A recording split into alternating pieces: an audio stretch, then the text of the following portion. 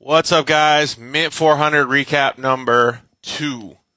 We had so much stuff to talk about yesterday. It took a couple hours, but today we're going for number 2. It's going to be pretty awesome, man. We got tons and tons of cool people lined up for tonight. The mini moto guys, CJ Cromwell. I got to remember the other guys' names. They call him Felix. I think his name is Jason. And also Tom. Those guys rode the mini bike. Yeah, I don't know if you guys saw that, but that was epic. So, Felix is going to join us right now. Let me finish doing the intro, Felix, and we'll get you in here. We're also going to talk with Justin Smith from Shock Therapy. He's going to be calling in, talking about his races. Ruslan Greasehands and John Proleski of Dune and Destroy going to call in. Dustin Jones and Dustin Hendersons of S3 are going to call in. Adrian Orellana and Manny Boy. Both of those guys are going to be chatting with us a little bit too. And none other than Matt Martelli, the I don't know what his role is, but the guy who runs Mad Media and the Mint 400. So it'll be awesome to talk with him because he has so much good stuff to say about it. Let's start talking with the mini moto guys, dude. They got such a cool story. I got to get a little bit of info on them. We're at IMG Motorsports, a little PRP section right here, and this is Scully. Just give you a little introduction. The reason I brought him in was because this is pretty much how most of us feel after the Mint 400, and I didn't even ride, so I can only imagine what these get, guys. What's up, RJ? All right, let's bring these bad boys in here. Looks like we got CJ, and then we'll get Felix in here, and Tom will join us when he has a second too. So, what's up, dude? What's going on? All right, so Jason, they call you Felix. Is that what they call you? They do. Oh, right on, man. Well, so we got CJ Cromwell and Felix on. Both of you guys, dude. I got to tell you, man, this guy right here sitting next to me, we call him Scully here at IMG Motorsports. This has got to be what you guys feel like after riding a mini moto on the Mint 400. Absolutely. I'm still in my truck office right now. I'm not even home yet. You haven't even made it home yet. No. So I'm going to try to pull up a couple pictures and show them on the screen here. So if you guys haven't seen it, these guys did an insane job. They rode this little mini bike. Give us a little bit of info on the bike, and then we'll start getting into it. So basically, it's a bone stock out-of-the-box Coleman mini bike. Just like you get at Tractor Supply. There's absolutely nothing done to it. But Loctite bolt, that is it. What engine does it have in it? It's 196 cc. Basically, all right, your average lawnmower, you know. Dude, that is so insane. We're gonna get Tom on here now too. That is so insane, dude. Like, I give you guys so much props for doing it. But before we talk about your race, I kind of want to go into the backstory a little bit and talk about, I guess, kind of how you guys ended up going to ride this little mini bike. So last year, there was some notorious pictures that were online of a Yamaha YXZ. Can you bring them? Oh yeah, there it is. Going end over end through a big ass loop section that they had at the Mint 400. And that was you guys, right? Yeah, that was me and Tom. Dude, that's insane. Tom was in the passenger seat and I was driving. I'm trying to get Tom on right now, but for whatever reason, it's not accepting him. Tom, if you're listening, make sure you have your Instagram app updated. Dude, that was so insane, like watching all that. And then, so CJ, you were telling me while you're driving on the road home that you couldn't. Oh, there's Tom right there. What's up, buddy? Hey, what's going on, guys? So we were just kind of talking about CJ being on the road and then giving me some of this information. And you guys didn't have enough time to repair the YXZ, so you said, fuck it. We'll just ride a mini bike in the Mint 400. It's actually originally Tom's idea. Dude, how'd you come up with that idea to do that, dude? Was it over beers or what? Coleman Power Sports is actually really cool to us, and they hook us up with a lot. We do a lot of mini motos and stuff like that, and enduro races, and that's usually what we use for pit vehicles. And that was the only thing running at the time. So why not, right? Racing's in your blood. You can't miss the Mint. Dude, I don't know, man. I think a few other people that are watching this would probably be like, all right, yeah, you know what? We're going to probably call it. No, there's no giving up. There's no giving up. That's so sick, dude. So funny story is, like, I had no idea you guys were going to do it. I think you guys were trying to hang low key with the bike and, like, right? So we were trying to get the car ready, and he came up with this idea like 2 weeks ago, I want to say. And we were kind of joking around at first, but we kept looking more and more into it, and it seemed more and more feasible the more we looked at reasons why we couldn't do it and couldn't find any. And he looked into how many people were registered, and it turns out there wasn't any for that class, which is unusual because, I mean, that's Which like is the dirt bike 0 to 200cc, right? Right. Your run-of-the-mill 125 would be in that class, but for some reason there was none entered yet. That's so insane. We have a lot of crazy mini bike friends, and we did not tell them we were going to do it, and they're all mad at us because taking advantage. Dude, taking advantage is the best way to put it, because your guys' mindset is so positive. Like, that's not taking advantage of anything except for your body, dude. I feel like it's a good advertisement perspective to get the race team name out there. Like, hey, we have the heart. We're trying to do it. We just don't have the money. Hey, I can tell you what, the social media push that the little mini bike has is much better than the Yamaha YXZ. How about that? Yeah, for sure it is. It was funny, even in the pits when like we switched off riders and I was waiting for one of them to come in, we just hear everyone in the background talking about it. Everyone else in the pits for other racers are like, "Oh, where's the mini bike guys? Are they coming? Yeah. Where are they at? We have like interest. We're following them." I even said it in the broadcast booth when we were talking about it. We had like the Pro Turbo race the Unlimited Trophy Truck race going on. Oh, Unlimited race, Unlimited Truck is what we're supposed to call it for the Mint. And I was like, yeah, where are the little mini bike guys at? just punting around in the back straight. It'll be a while. So, yeah, so the funny story is, like, I was walking in to go to the booth and do my duties as the broadcaster, and I was walking past the BF Goodrich tent, like, where everybody starts, and I'm cruising by, and I'm like, I don't hear anything, and then all of a sudden I hear, like, the little Jetson engine, like, poop, poop, poop, poop, poop, poop, like, cruising by. I'm like, what the fuck is that? So I whip out my phone, and I get a little, like, sneak peek of you cruising. Did you take off first, CJ? Yeah, I think I saw you. I'm like, what the hell? And then so I'm like, it looks like there's a gorilla riding a motorcycle. And so thank you. I start filming, and I'm like, wait a second, that's a really little bike. Like, that's just a normal sized dude on a little bike. And then so I thought, I'm like, okay, it's just a course worker. Like, he's just being lazy, right? And then I'm like, no way, it's got numbers. What the hell's going on here? Yeah, like when we were coming up to the start line, they're kind of filtering the people coming out of the pits, and like a lot of spectators going up to the front line, and they all wanted to jump out in front of me and stop me from going. And then they noticed the numbers, and then they're kind of staring at me, not knowing what to say. So I just kind of rode past and went and got in line. They were just confused to know who I was. No, dude, you're on a mini bike. Get off the track. You're in danger. Yeah, no pit bikes on the course. Get out of here. Oh, man. So all of that was just super cool to see. And all right, so tell me how, like, the idea came about between you three. Tom, jump in this. This is all you. So we're sitting over at a buddy's place, and we just got out of the desert a couple days prior. And we knew the YXC wasn't going to be able to be put together in time, and the timeline was just way too short. So we knew we had a mini bike from Coleman that they'd given us a couple months prior. Looked up the entries, and lo and behold, that was the perfect class that we had the ability to actually run. And talked to CJ, and I'm like, you know what? We can't not go back this year after what happened last time. So after we flipped the YXZ 6 times end over end, a couple of rotations in there. Yeah. So figured, fuck it. We have enough time. We have the ability and the know-how to be able to put this thing together in a short notice type thing. And bought the entry, got everything together, and refused to call it quits, and we had to go. So this was our option. Dude, that is so funny, man. And then, so how did Felix get involved? Well, he was also there, and we knew that he had the ability to ride 100 miles, no issue. We knew he had the stamina, the right mindset to be able to do this, and asked him, and he said absolutely. So he started doing preps the next day, and met us down in Vegas and put the whole team back together.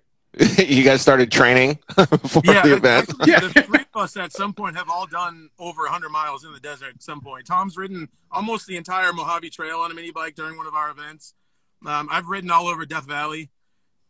Jason Felix, he's done mini bike enduros and all over the country, really. So, I mean, oh, really? Okay. Seasoned veterans with these little things. Like I said, Coleman helps us out a lot. But if you saw the junk cars, basically, they call it the Hoopty Cross. It's part of the Gambler 500. Yep. That's basically our giant family of friends. And so we knew that we could get away with doing something stupid like this because all our friends are going to be there. So when it comes time to, like, hey, we need someone to the pit, we need someone to run, get us something, do something, we have hundreds of people on hand, ready and willing. It's like our new family that we've grown into. Yeah, exactly. That's pretty cool. I mean, it does. It takes a whole family or a whole crew to be able to do this, no matter Even for what a mini vehicle. bike. Yeah. So what was the strategy going into it? Like, what were you guys thinking? So originally it was 3 laps, and we figured there's no way any of us can survive doing more than a lap.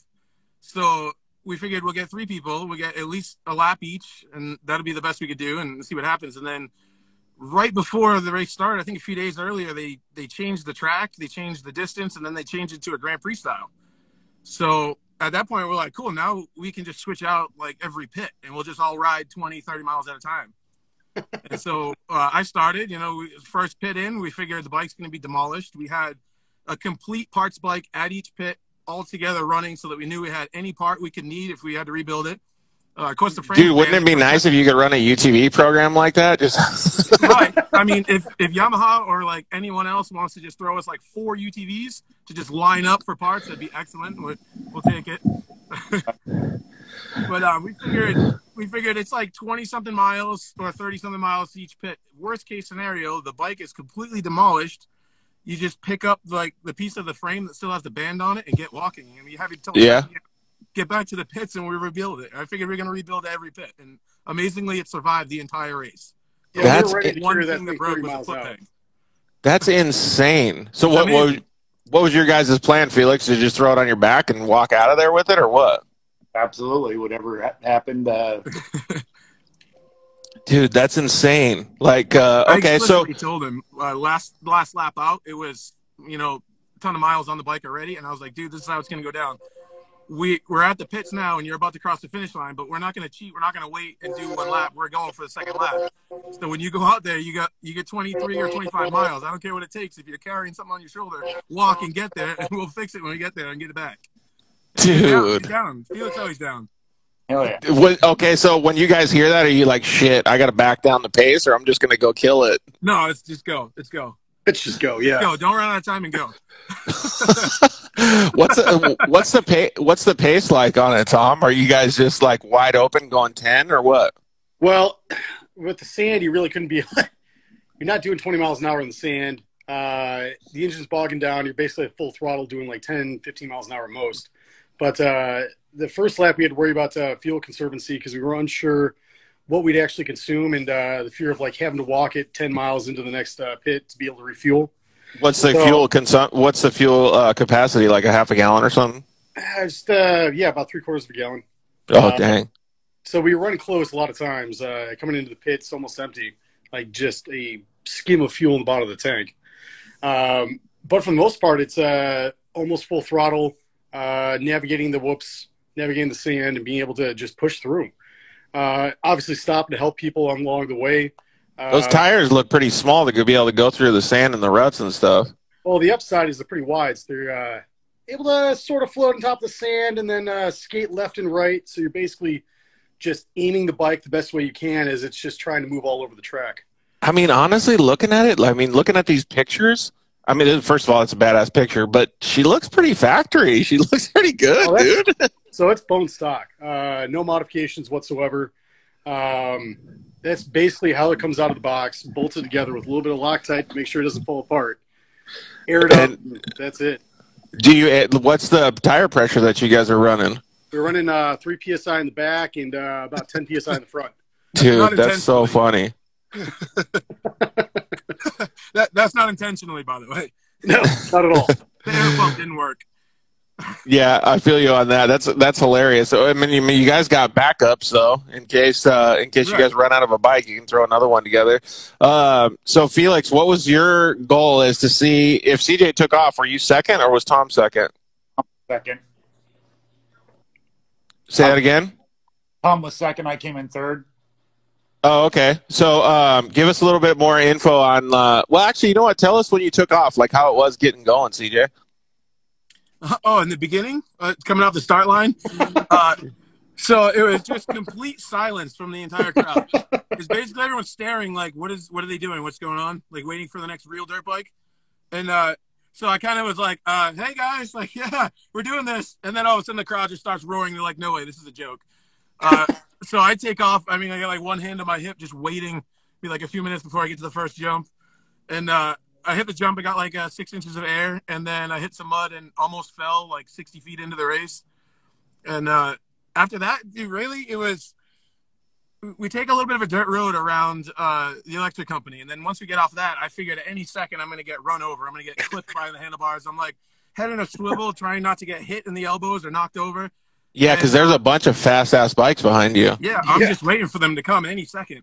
And to my surprise, I'm probably doing 18, 20 miles an hour, and they're doing like 25. And they're like, they pass me pretty slowly.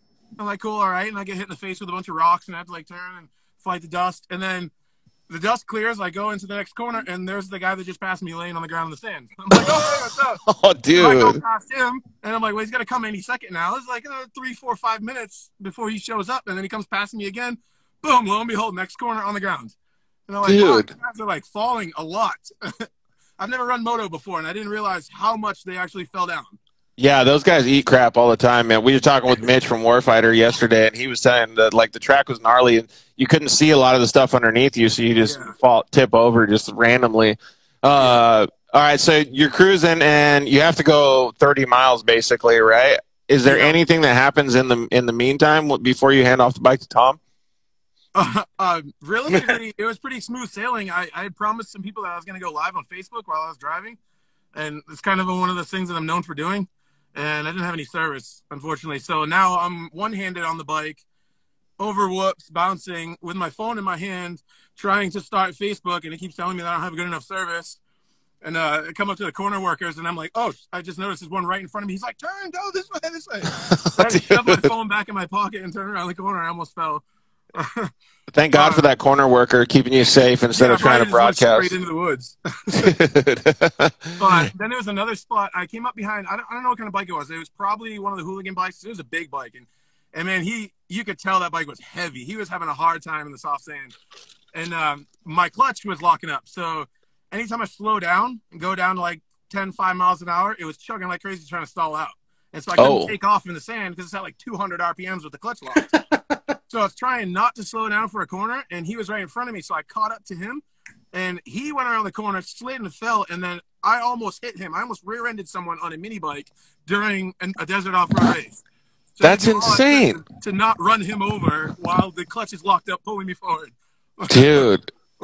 How much you want just hearing these stories, and I can't wait to hear Tom and Felix as part of this, but like just hearing these stories right now, like after we post this and people get shared and stuff, I can promise you that you're not going to be the only mini bike rider next year if you guys decide to do it again. Oh, I know I won't be. Absolutely not. All right, so you successfully make it back, or? Oh yeah, 2 full laps, and then so it was Grand Prix finish, so we were on the second lap when the finisher finished, so we just had to bring it home. We made it all the way back. Dude, that's crazy. And so you obviously brought it in so Tom could drive it or so ride it. So when you receive it, Tom, are you just like, holy shit, he made it? Oh, no, I had full confidence in CJ being able to make it because we came out there and failure's not an option. I expected him to either ride it across the pits or walking it. Like, you guys got the military attitude. You're like, nope, failure's not an option. Races suck. So that was he passed off on the first lap. The finish wasn't until the second lap. We did 2 full laps. Oh yeah, dude, that's crazy. So he passed it off to me, and then it was straight into a pretty winding course through the rocks, going over elevation, somewhat deep sand.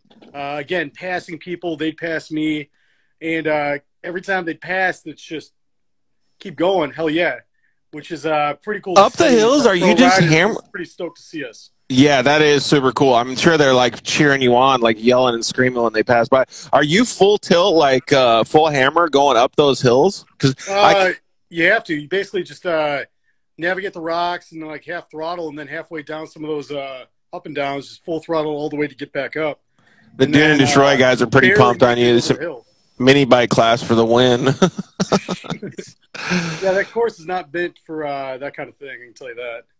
It just looks like it's like a square peg round hole, right? Like you just look at it, and I mean, like for a trophy truck, you're like, yeah, it's made to go 150 miles an hour through the desert, right? So, and then you look at the mini bike, and you're like, nope, just front shocks, hardtail rear.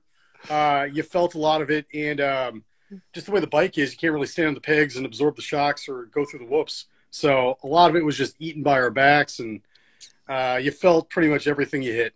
Did you guys wear padded shorts at least? Nope, just standard required riding pants, and that's it.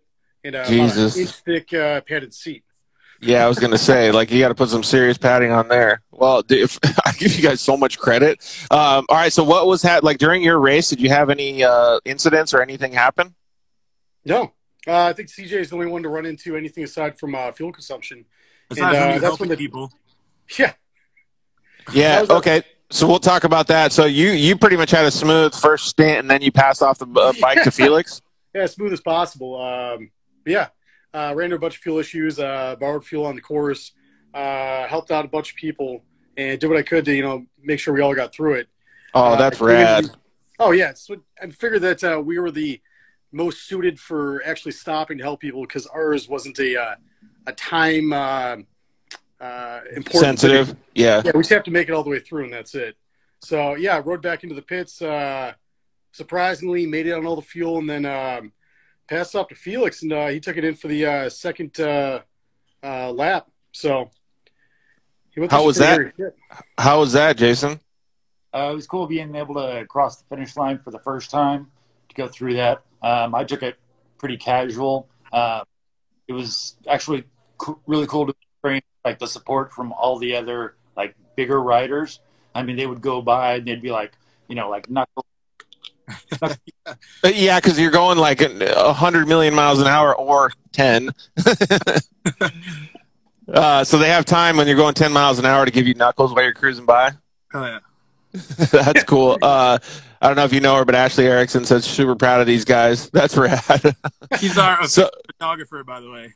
Oh, perfect. Hey, thank you, Ashley, for the awesome photography. I think that CJ sent me some of those ones over.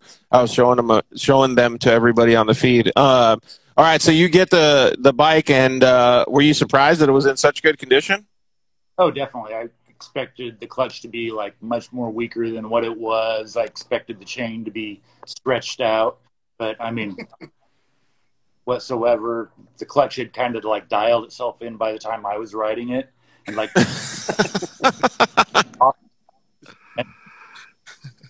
was very. That sounds. We're getting a little bit of missed audio from you. I don't know if you guys can hear that too, but yeah, it sounds like, comparatively speaking, the bike was in pretty good condition. Knowing that you guys are putting it through probably the worst conditions a bike like this has ever felt. I figured. I'm actually amazed that bone stock out of the box it survived. Like I said, we fully expected to rebuild it several times, and we just didn't at all. We didn't do anything. We just kept handing it off. Like someone would come into the pits and be like, "All right, what's wrong with it?" They're like, "Oh, I don't know. That was cool." I'm like, "Oh, all right, let's put gas in it." That's insane. Our camp in '99 said while working in the track, because he was working with the safety crew, while working trackside, we ended up in the Gonzo pit just in time to see them go through, and every single pit was losing their minds cheering for the dudes. Yeah. Oh, so I forgot to tell you, the first pit, I had never gone out to the Gonzo pit the first time because I started the race. And so we sent Tom out there with a couple friends, and I thought for some reason he took his truck. Turns out Felix had his truck at the main pit. But when I came into the first pit, it's just every single team is yelling, cheering, waving. Yeah. I didn't even see my own guys. I drove right past them because just everybody's just cheering. I didn't even they're like, "Hey, go over here. Here, come here, stop." And I'm like, "Yeah, hi, yeah, what do you like?" And they just kept going. I got to the end, and I'm like, "Oh crap!" I had to turn around and go back. As much as we're like having a laugh about this is literally what off-road racing and dirt life is all about, right? Like, is having the fun and doing this stuff. Like, when you think back before data, like Lawrence and all of these GPS and all this stuff, when you think back like about when the Baja was invented or started and when the Mint 400 was started, it was just dudes cruising through the desert doing exactly what you guys did this weekend. Same amount of suspension and everything. It's insane, right? Yeah, I imagine that more people would be mad at us for making a mockery or something, but no, it was total support. Everyone thought it was awesome. They all thought it was rad. So it's really cool. Everywhere we went was a cheer and a high five. Well, I'm going to ask all you guys this same question. So first, Tom, what was the highlight of the event or the race for you? I think the highlight of the race was coming into the the pit after my stage and just everyone cheering and the positive support of actually pulling it off, and then having actually pulled off that entire lap or that section of the lap, it felt pretty good. I never doubted it for a second, but still very refreshing to actually complete it. So when you said you felt pretty good, I felt like we were talking to like Ricky Carmichael on the winner stand right there. Yeah, man, my moto felt pretty good. I felt good out there, you know. Yeah. Good lap. Felt real good about the times. Yeah, exactly. My bike was running good. My trainer got me to the point where I needed to be to execute. How about the pre-race diet? Yeah. What was the pre-race diet? Pork chops in a can or what? Yeah, I don't know. I drove cross country to get there. It was fast food and truck stops. Yeah, exactly. Beef jerky and or Slim Jims and a couple beers. All right, so the same question goes for you, Jason. Give us your highlights of the event. I think the best watching the amusement of the track workers. Like every time they would just like have the cutest smiles on their face, and when they like whip out their phones and like film you, and then they were just like fucking giggling every single time you went by. Dude, I can only imagine. Skylar just jumped on from, he was with co-piloting for Brandon Sims. Skylar, I don't know if you saw these guys out there on their mini bike, dude, but way to go to these guys. All right, so CJ, what was your highlight of the event? I mean, there was a couple. First, starting off, this is the very first time anyone's ever raced mini bike in the mid 400. First pull start anything. And I'm just thinking, all right, we're doing the stupid thing. It's too far into it, so we can't give up. And taking off the start line, and I'm just going to try to not get hit. And then, lo and behold, I'm, like, passing people. I actually passed someone else before I ever got passed. And that was amazing to me. And I'm like, we're really, like, in this. We're really doing this. Like, this might actually happen. Do you get to, like, some of the horizons and, like, some of the top of the hills, and you're like, sweet Jesus, I made it. We're good. Yeah. No, honestly, the only time I got a chance to do that was when the chain fell off. The rest of the time is just entirely struggling with the bike. Like, there is no blinking, no looking down, no taking your hand off the handlebars, just fighting the whole time. The only time I got to enjoy the view was when I broke the chain fell off, and I was like, wow, it's nice out here. Nice and quiet. Is that when you got that beautiful sunset picture? It is. If you look close, there's a chain dangling. Dude, that's hilarious, man. So if you guys haven't seen it, please go follow these dudes. These dudes are doing some awesome stuff. I wish you could have raced the YXZ. That would have been super cool. But I think you guys, you guys can get ready. And who knows, maybe you'll double class next year, right? Yeah, it's Hapless Racing. We're putting the UTV together for Hapless Racing. And if everyone comes to follow, maybe help us out, show the sponsors that we know what's up. We're trying. And, we definitely want to do the mini bike again next year. We have a bunch of friends that are going to do it. So if we can do both at the same time, if not, Felix already jumped in and said he'll head up the mini bike part of the sector, and I'll do the UTV. And mini bike team captain, Jason. Tom, I can't say too much, but Tom's got another trick up his sleeve. So maybe you guys watch out for that if it works out. Okay, cool. Well, yeah, keep us in the loop. Dirt Hoopty said, yeah, these guys are the real sportsmen from the Mint. I can definitely get along with that, dude. It's so super, super cool when you see stuff like that, right? Like, not just because you guys were nuts, and not just because it was insane that you guys were doing it or anything like that. It's literally like the passion, right? Like, it's what drives you. You guys just wanted to go, right? Like, you couldn't bring the side by side. I've been a spectator at the Mint before, and it's great to watch and it's fun, but after you've raced it a few times, it's almost depressing to just go there and watch. You got to be involved somehow. It doesn't matter how small. I mean, I don't care if you're riding a bicycle across the sand. You have to do something. You can't just watch anymore. Hey, please don't ride a bicycle at the Mint 400 next time. I think we should definitely keep it mini bikes, and it sounds like you guys got. I have bad knees. I'm not pedaling anymore. Yeah. No. Okay. Perfect. It sounds like you guys have a decent support mechanism from the manufacturer of that mini bike. We're working on it. It's more robust. Yeah, they hooked me up with that actually as a birthday gift from me requesting one for a raffle for our gambler event. They help out the gamblers a lot. And so we lined one up for a SoCal event, and I was asking them for one for a raffle. They hooked me up, and while I was there at Long Beach picking it up, I was, just talking to the guy that was working the docks, and he was telling me about the scratch and dent ones, and he figured out it was my birthday, and then we had a lot in common. He was, going back and forth. He's like, "Hey, hold on a second, I'll hook you up." And he loaded 2 up in the truck. So I raffled the one off, and that gift was the one that we brought home in the finish.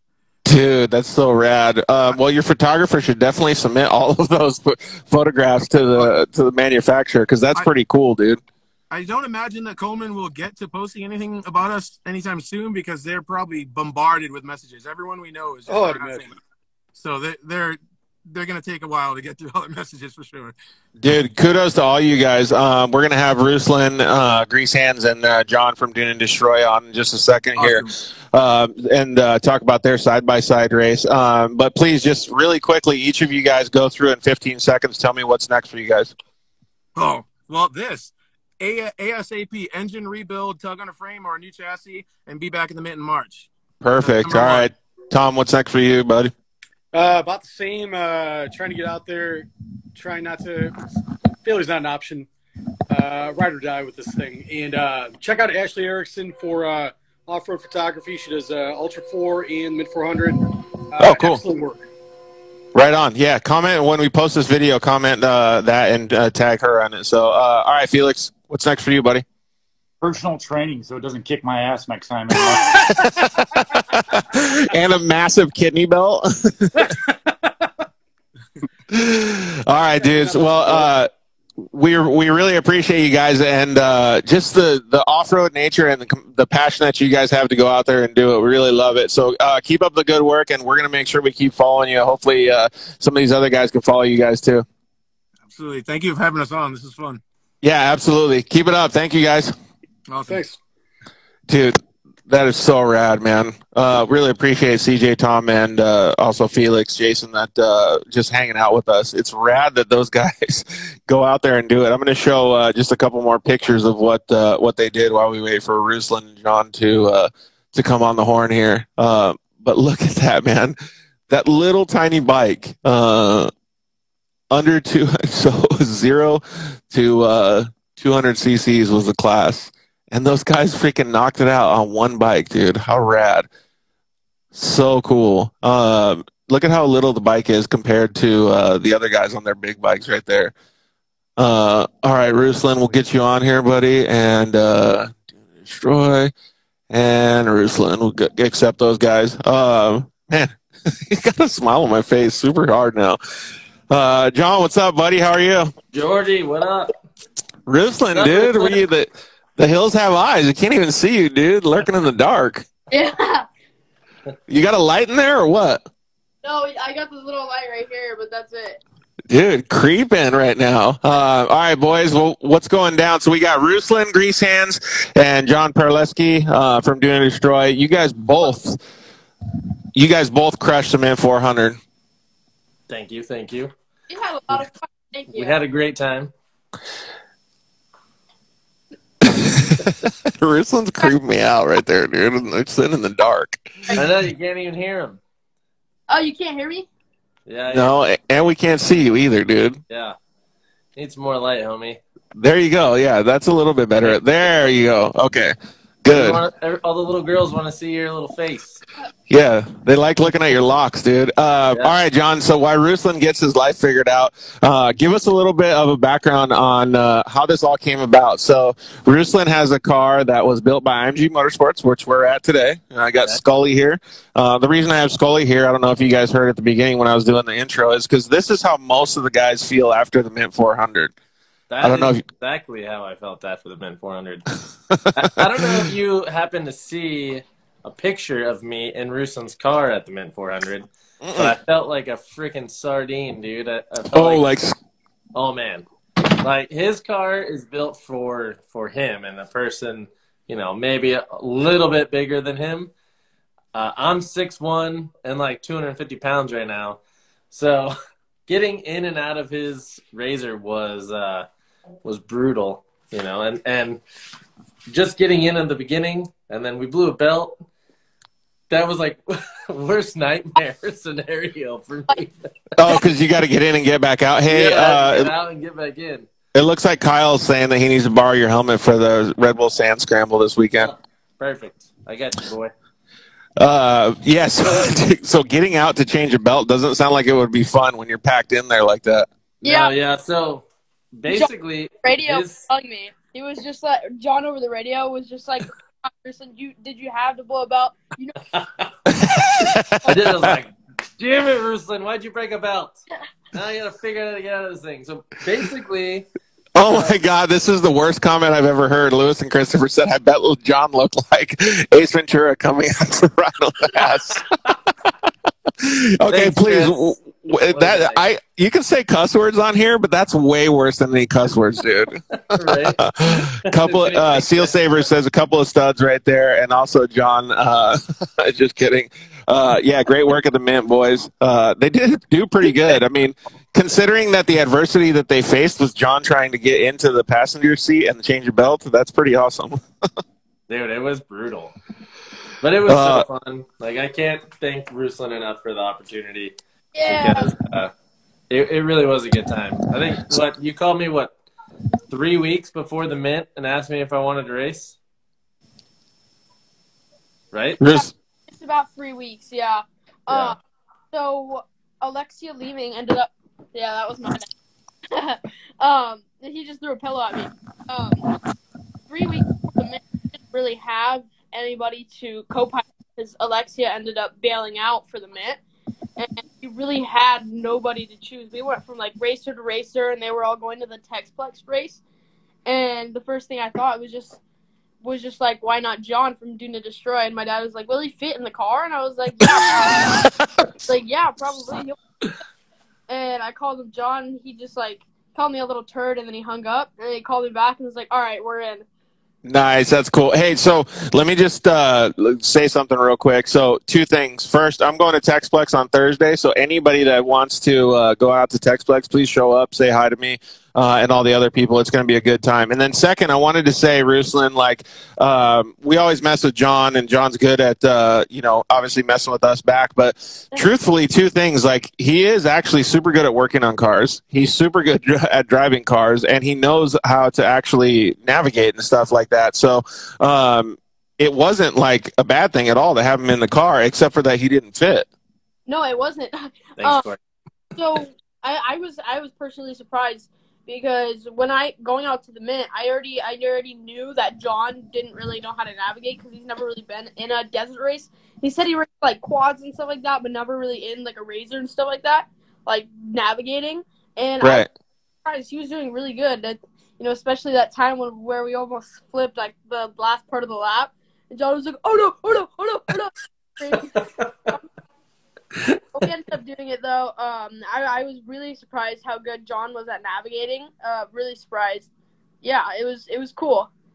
Yeah, it is cool to see that. And the one thing that I respect a lot about both of you guys is, Ruslan, you know how to drive a vehicle as well, but both of you guys are at, I don't know what you want to say, the beginnings of your guys' off-roading, racing, I guess you could say. Like, you're going to the biggest off-road race in America, the Mint 400, and you guys have to have low expectations because you can't go out there thinking like everything is going to be peachy, right? Because I was ready to win. Yeah, well, everybody's ready to win, but I'm saying, like, you guys know you're going to face adversity and things like that, so it's cool to see that you guys are going out there with a good attitude.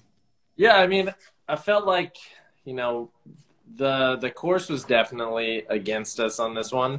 And, there was a lot of things, like you're saying, that were against us for this race. Me trying to fit in the car was number one. So the night before the race, I'm trying to take my PRP Bravo seat, and fit it in his car where his PRP Delta seat is.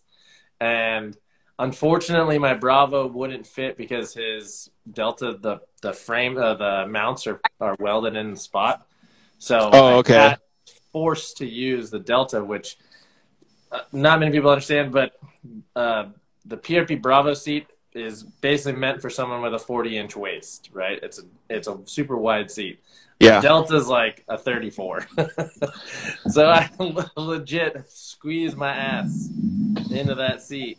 And I had to have the seat all the way back in order to get in. And then once I got in, to keep the back of my head from smacking the cage, I had to reach down and slide the seat all the way forward while trying to put my harnesses on and get air plugged in and do my freaking my radios and do my helmet and everything else, dude. It was gnarly. I remember it taking a long time because when we blew our belt, I told John was going to have to pee himself, and he. Oh God, no. Yeah, that was a whole other thing. Yeah, because we got to staging late, right? Yeah. So was car and truck staging is what we thought, like the little gambler cars that were going up. So you're a little tiny bit bigger than the kids, John. The Dirt Life guys just sent this to us. Look at my race suit. Look at how tight my ass is in that suit. Dude, those look like skinny jeans in a race suit. Oh my God. That was freaking awesome. Yeah. Who sent you that? The Dirt Life Media guys.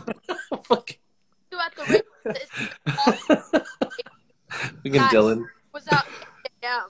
So they didn't explain to us that side by side and car were the same thing. So we had to like rush to the start and like super late.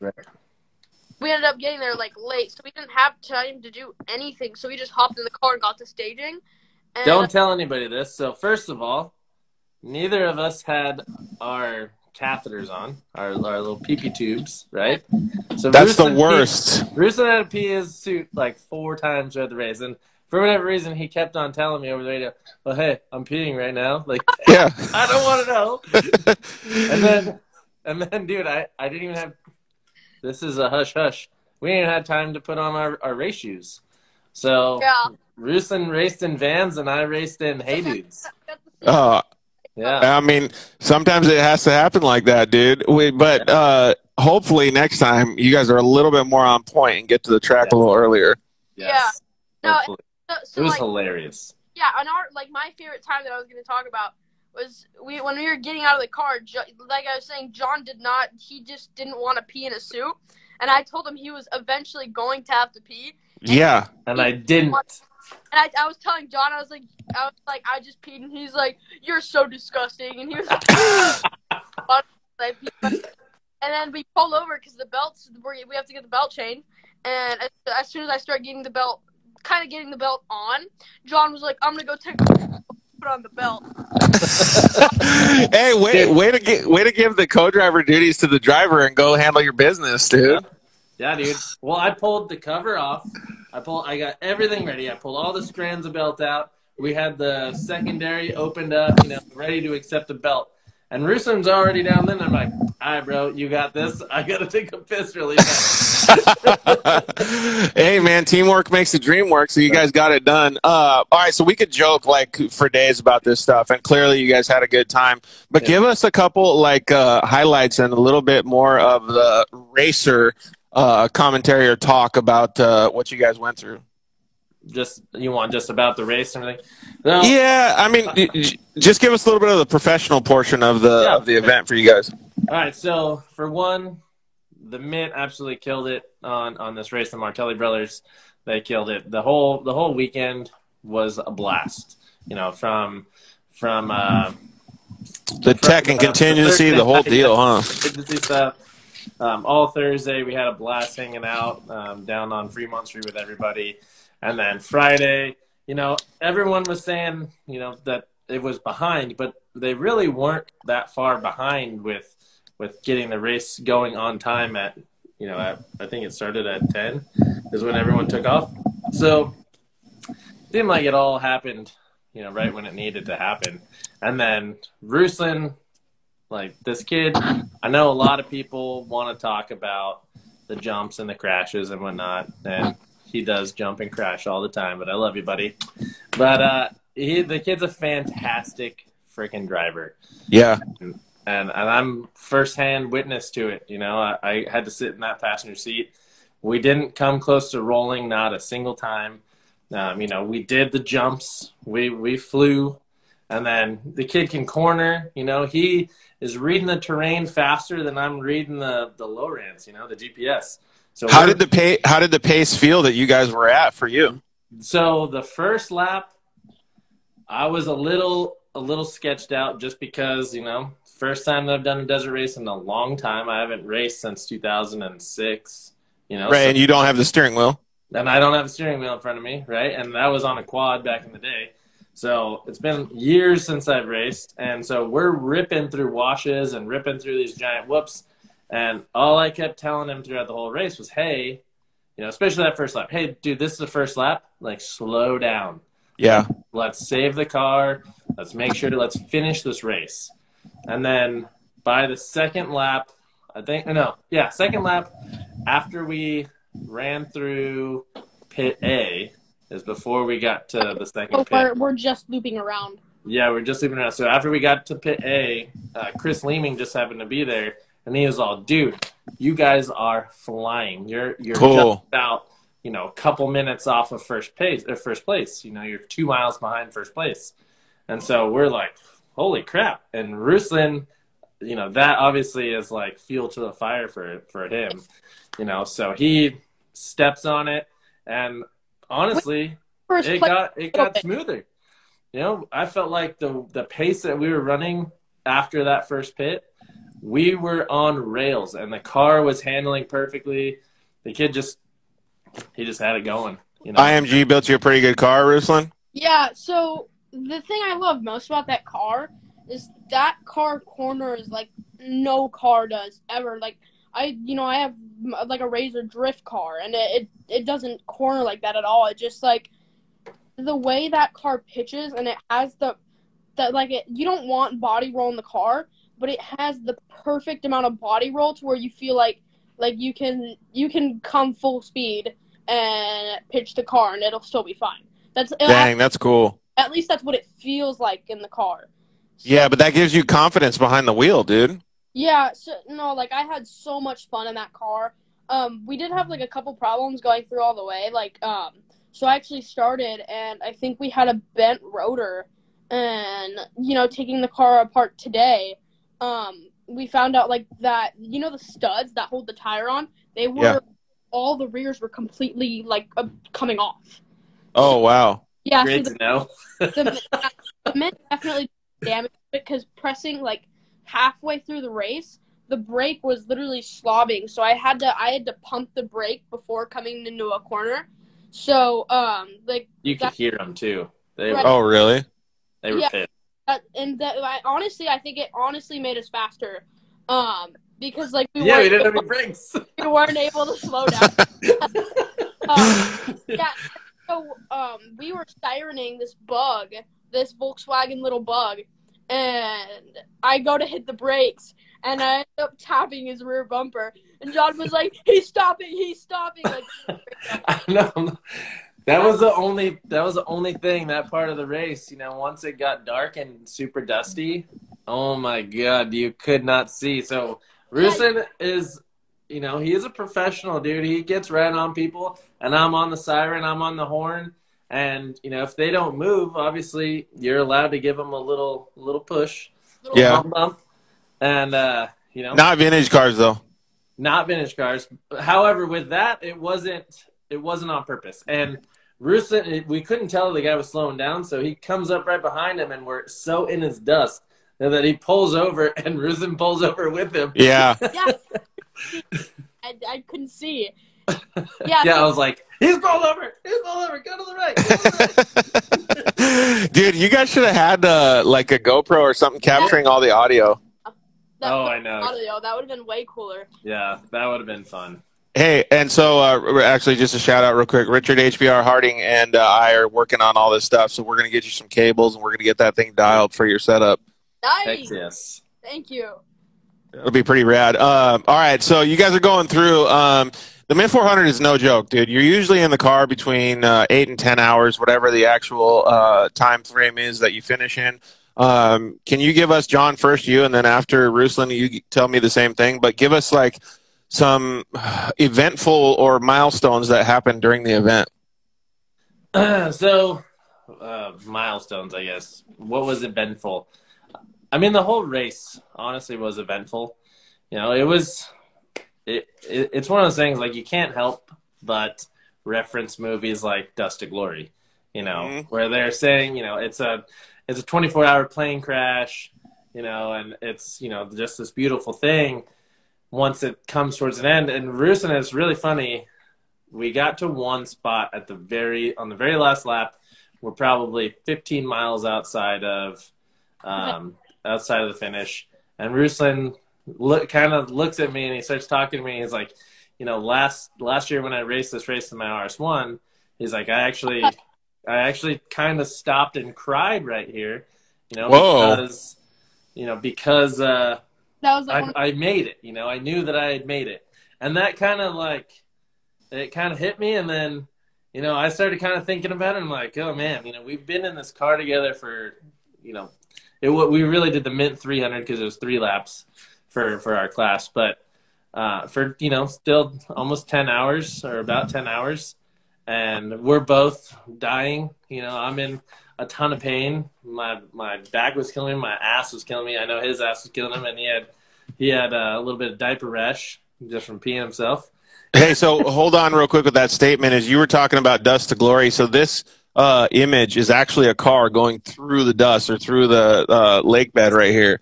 And this is what you guys were in as well. So you guys made it seem like that. And when we were commentating, Ricky Johnson actually said, he's like, that's exactly what I picture it looking like when we go to heaven. And so, like, what you're talking about when Ruslan, like, pulled over and got all emotional, I feel like there's, a vibe right there. Oh, it was a whole vibe, you know. Like, when we finished and we got up on the podium, like, it was hard to get out of the car. Everything. Yeah, well, that too. Just the hold back, like, your feelings, you know. It really is an awesome feeling to finish. You know, it's like, I don't know, spiritual. I don't know how to explain it. It's something that you just can't explain it. It's freaking badass. Well, first, yeah, dude, 100%, because it's like you accomplished something, right? It's like a goal that you reach, but the whole time it's like all your emotions, right? Because you have so much adrenaline, you have so much anxiety, you have so much anxiousness, and then all of a sudden everything is just like lets loose, and then you're like finished, and you're like, no freaking way, and then you just stand there and you're like, yes, like we did it. Is that kind of go ahead? Yeah, exactly.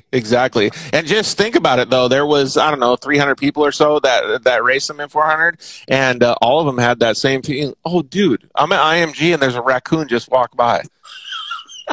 Literally just walked by outside the door. All right, Ruslan, so what was going on in your head? Like, you start out that race, and what milestones do you have in your head? Are you there, like, one thing where you, like, saved it, or you've gone faster than you ever have before, or like just ripped a corner? Like, what did you have that was meaningful for you? Definitely when me and John were, I mean, at least it's kind of after crossing the dry lake bed, so it's still flat land, but it's not a dry lake bed. We were at least going like 72, 73 miles an hour. And dang. Yeah. We're flying. And the car on the dry lake bed, the car was kind of topping out 75, 76, because it is a desert car and it's heavy. And going through that little, you know, because once you go through that flat land, you start heading into rocks. So when me and John heard that, you know, we were just off of first place in timing. Yeah. We started stepping on it through the rocks. And I mean, we were still going. Like the lap before that, we were at least going like 45 through the rocks. And this dude, Lake Elsinore brings everything in. Now a Class 1 car just passed by. And so you're going through the rocks?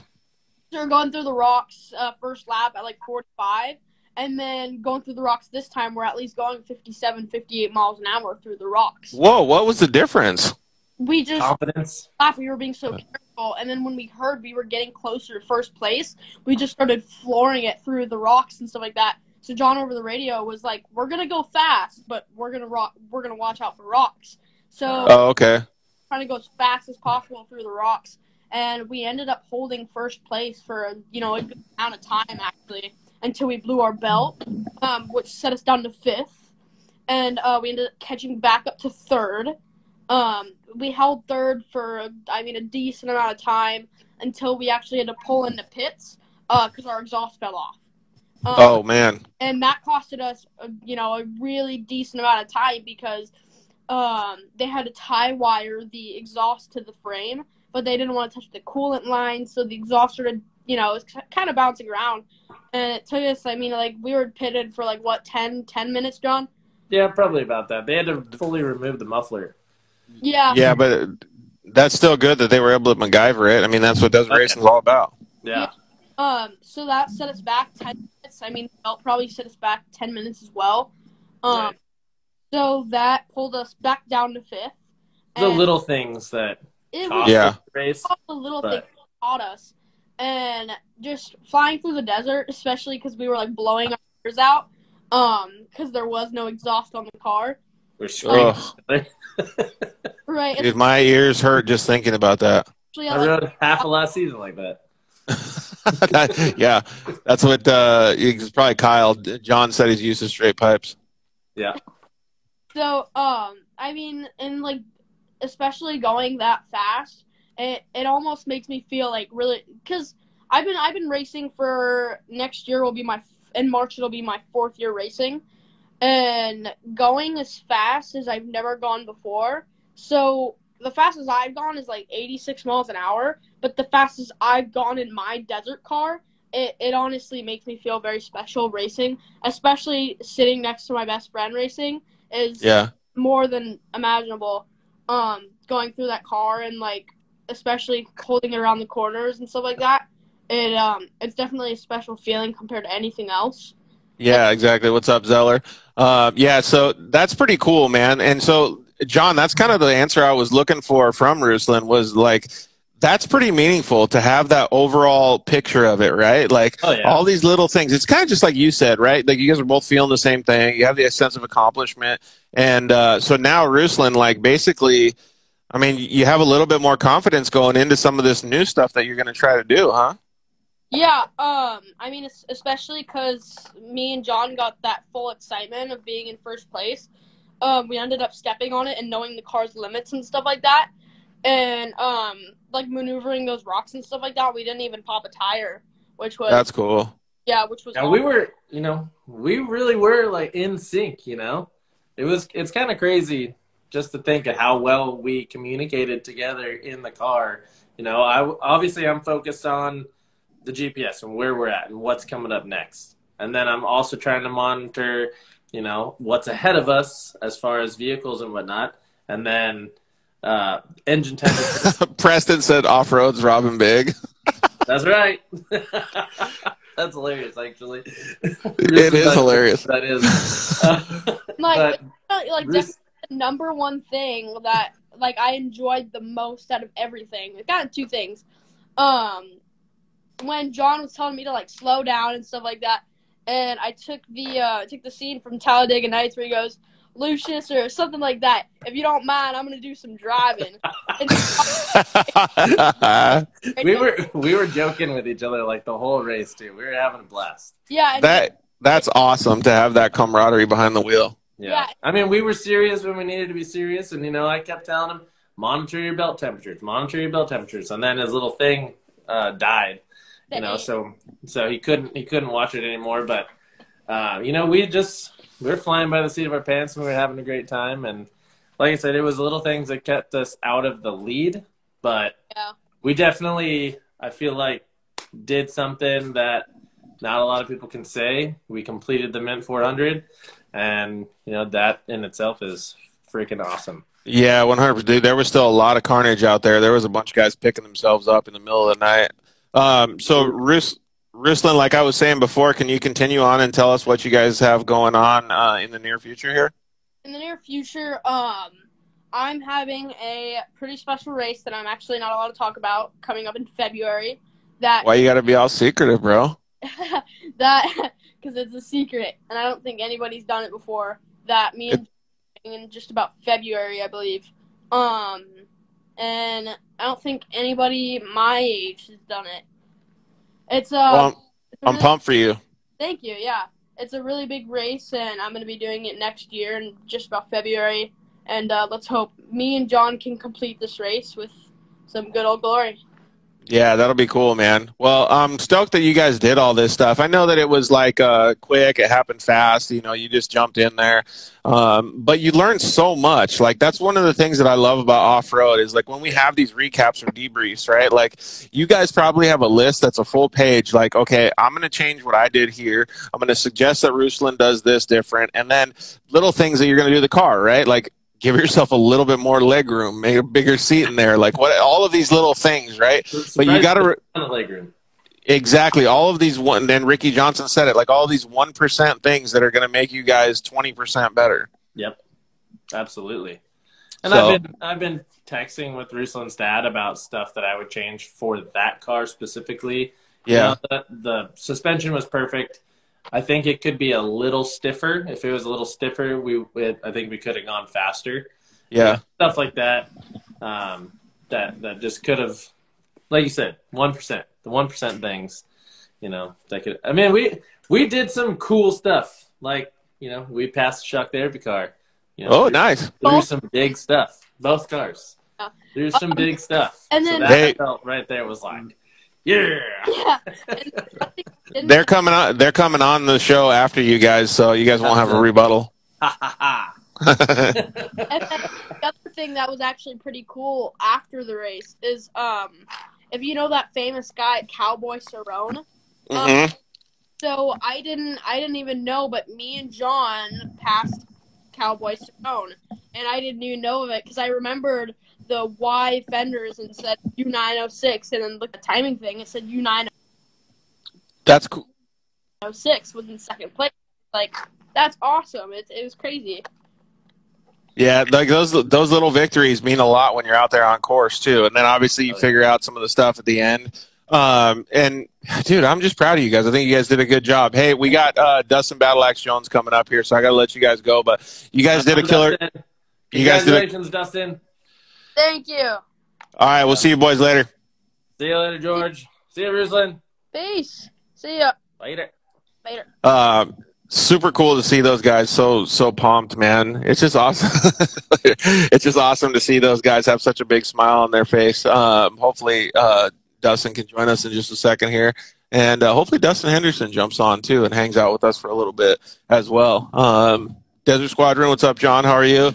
I love the vibes of both of these people that we interviewed, all five of the people that we've interviewed so far. Does a race at KOH? Yeah, maybe they will. And all of the guys that we've talked to so far today have been so stoked. I mean, a mini bike and then a youth program that John's helping out with. It's just so cool to see. So hopefully Dustin Battleaxe Jones and Dustin Henderson can come on the show real quick here. I'll shoot them a reminder here while we wait for them. Calculated Risk, what's up, guys? How are you guys doing tonight? If you guys have any, while we're waiting for them, if you guys have anything that you want us to talk about for the Mint 400, just let us know too. Or if you guys have any questions about Dustin's win when he comes on, we can talk about that with him too. Man, it was so intense, that whole UTV race. I mean, and these guys like Ruslan and those guys, they got to basically race on all the same stuff as the turbo guys, except for they just were, obviously took off a little bit later. Dustin said he's going to jump on in about 5 minutes here. So it'll be good to talk to him because he won that bad boy. We'll talk to him in just a second here. Do you guys have anything that you guys want to talk about at the Mint 400? Because, man, it was such a good race, man. Such a good race. And like I said, hopefully Dustin Henderson jumps on too. He had a good time out there with Dustin Jones. Those guys in the pro class were just insane. The pace was so high. I mean, driving a UTV at that pace, Ruslan said, 70-something, 80 miles an hour? Some of those, Manny Boy says, I want to know Dustin's top speed on the lake bed. Yeah, that's what I was just getting at, dude. Ruslan said his top speed was, I don't know, somewhere around high 70s, low 80s or something like that. And I would want to know what Dustin's is too. I would bet you it's probably 90 to 95 miles an hour. What was your guys' top speed, Manny, in the NA class? how many cars were in the race? Ah, that's a good question, dude. We couldn't figure that out. We didn't ever have a full tilt list of it. At some point, I heard the number 171, but I don't know if that was like the total number of entries or just that day or whatever. Do the RS1 and the Mint 400 use bigger fuel tanks? No, a lot of those guys run stock tanks. Some of them do use bigger fuel tanks, but you can't really actually put too much more fuel in those things. You're nailing all the questions. Top speed would be cool to know. Yeah, I highly doubt that anybody was getting over 100 miles an hour. I think it's probably just shy of 100 miles an hour for those guys. We can ask, 85. That's pretty fast, especially in a normally aspirated car. We can ask the shock therapy guys, like Ernie is going to come on because I don't think Justin's going to be able to make it. But we can ask them and see what they say too, because those cars are pretty fast in the rally class. They're turbos. Shout out to the wives, dude, 100%. So one wife in particular, you guys can share your stories too, but one wife in particular, or girlfriend, Amber, Rob McCachran's girlfriend, she was actually giving us info in the broadcast booth about the race. It was so cool to see, like, so fired up that she was able to do that. So many people were texting me and just making me look like a good, a good knowledgeable person up there. So I appreciate everybody reaching out and, you know, sharing their stories and things like that.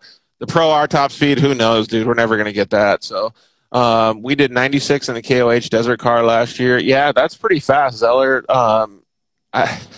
96, especially in all that dust. Like, maybe the first dude out on the first lap would have been safe doing that.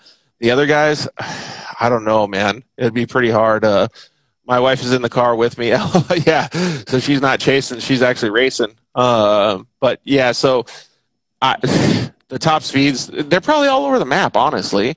I mean, all those cars are so much different. Normally aspirated, turbos, Can-Ams, Polaris, 4-seaters, 2-seaters. There's so many. And then obviously you have the dust. Like, so whoever starts out first has a massive advantage to be able to get those big numbers. It was pretty sketchy and all that dust. But that's desert racing, right? Like, I hate dust. You guys probably hate dust. I mean, it just is what it is. Like, that's just the way that it goes. But all of those people did really well. I mean, there was a lot less accidents than what we thought were going to happen. Calculated risk, 91 at DP4 in the Johnson Valley lake bed.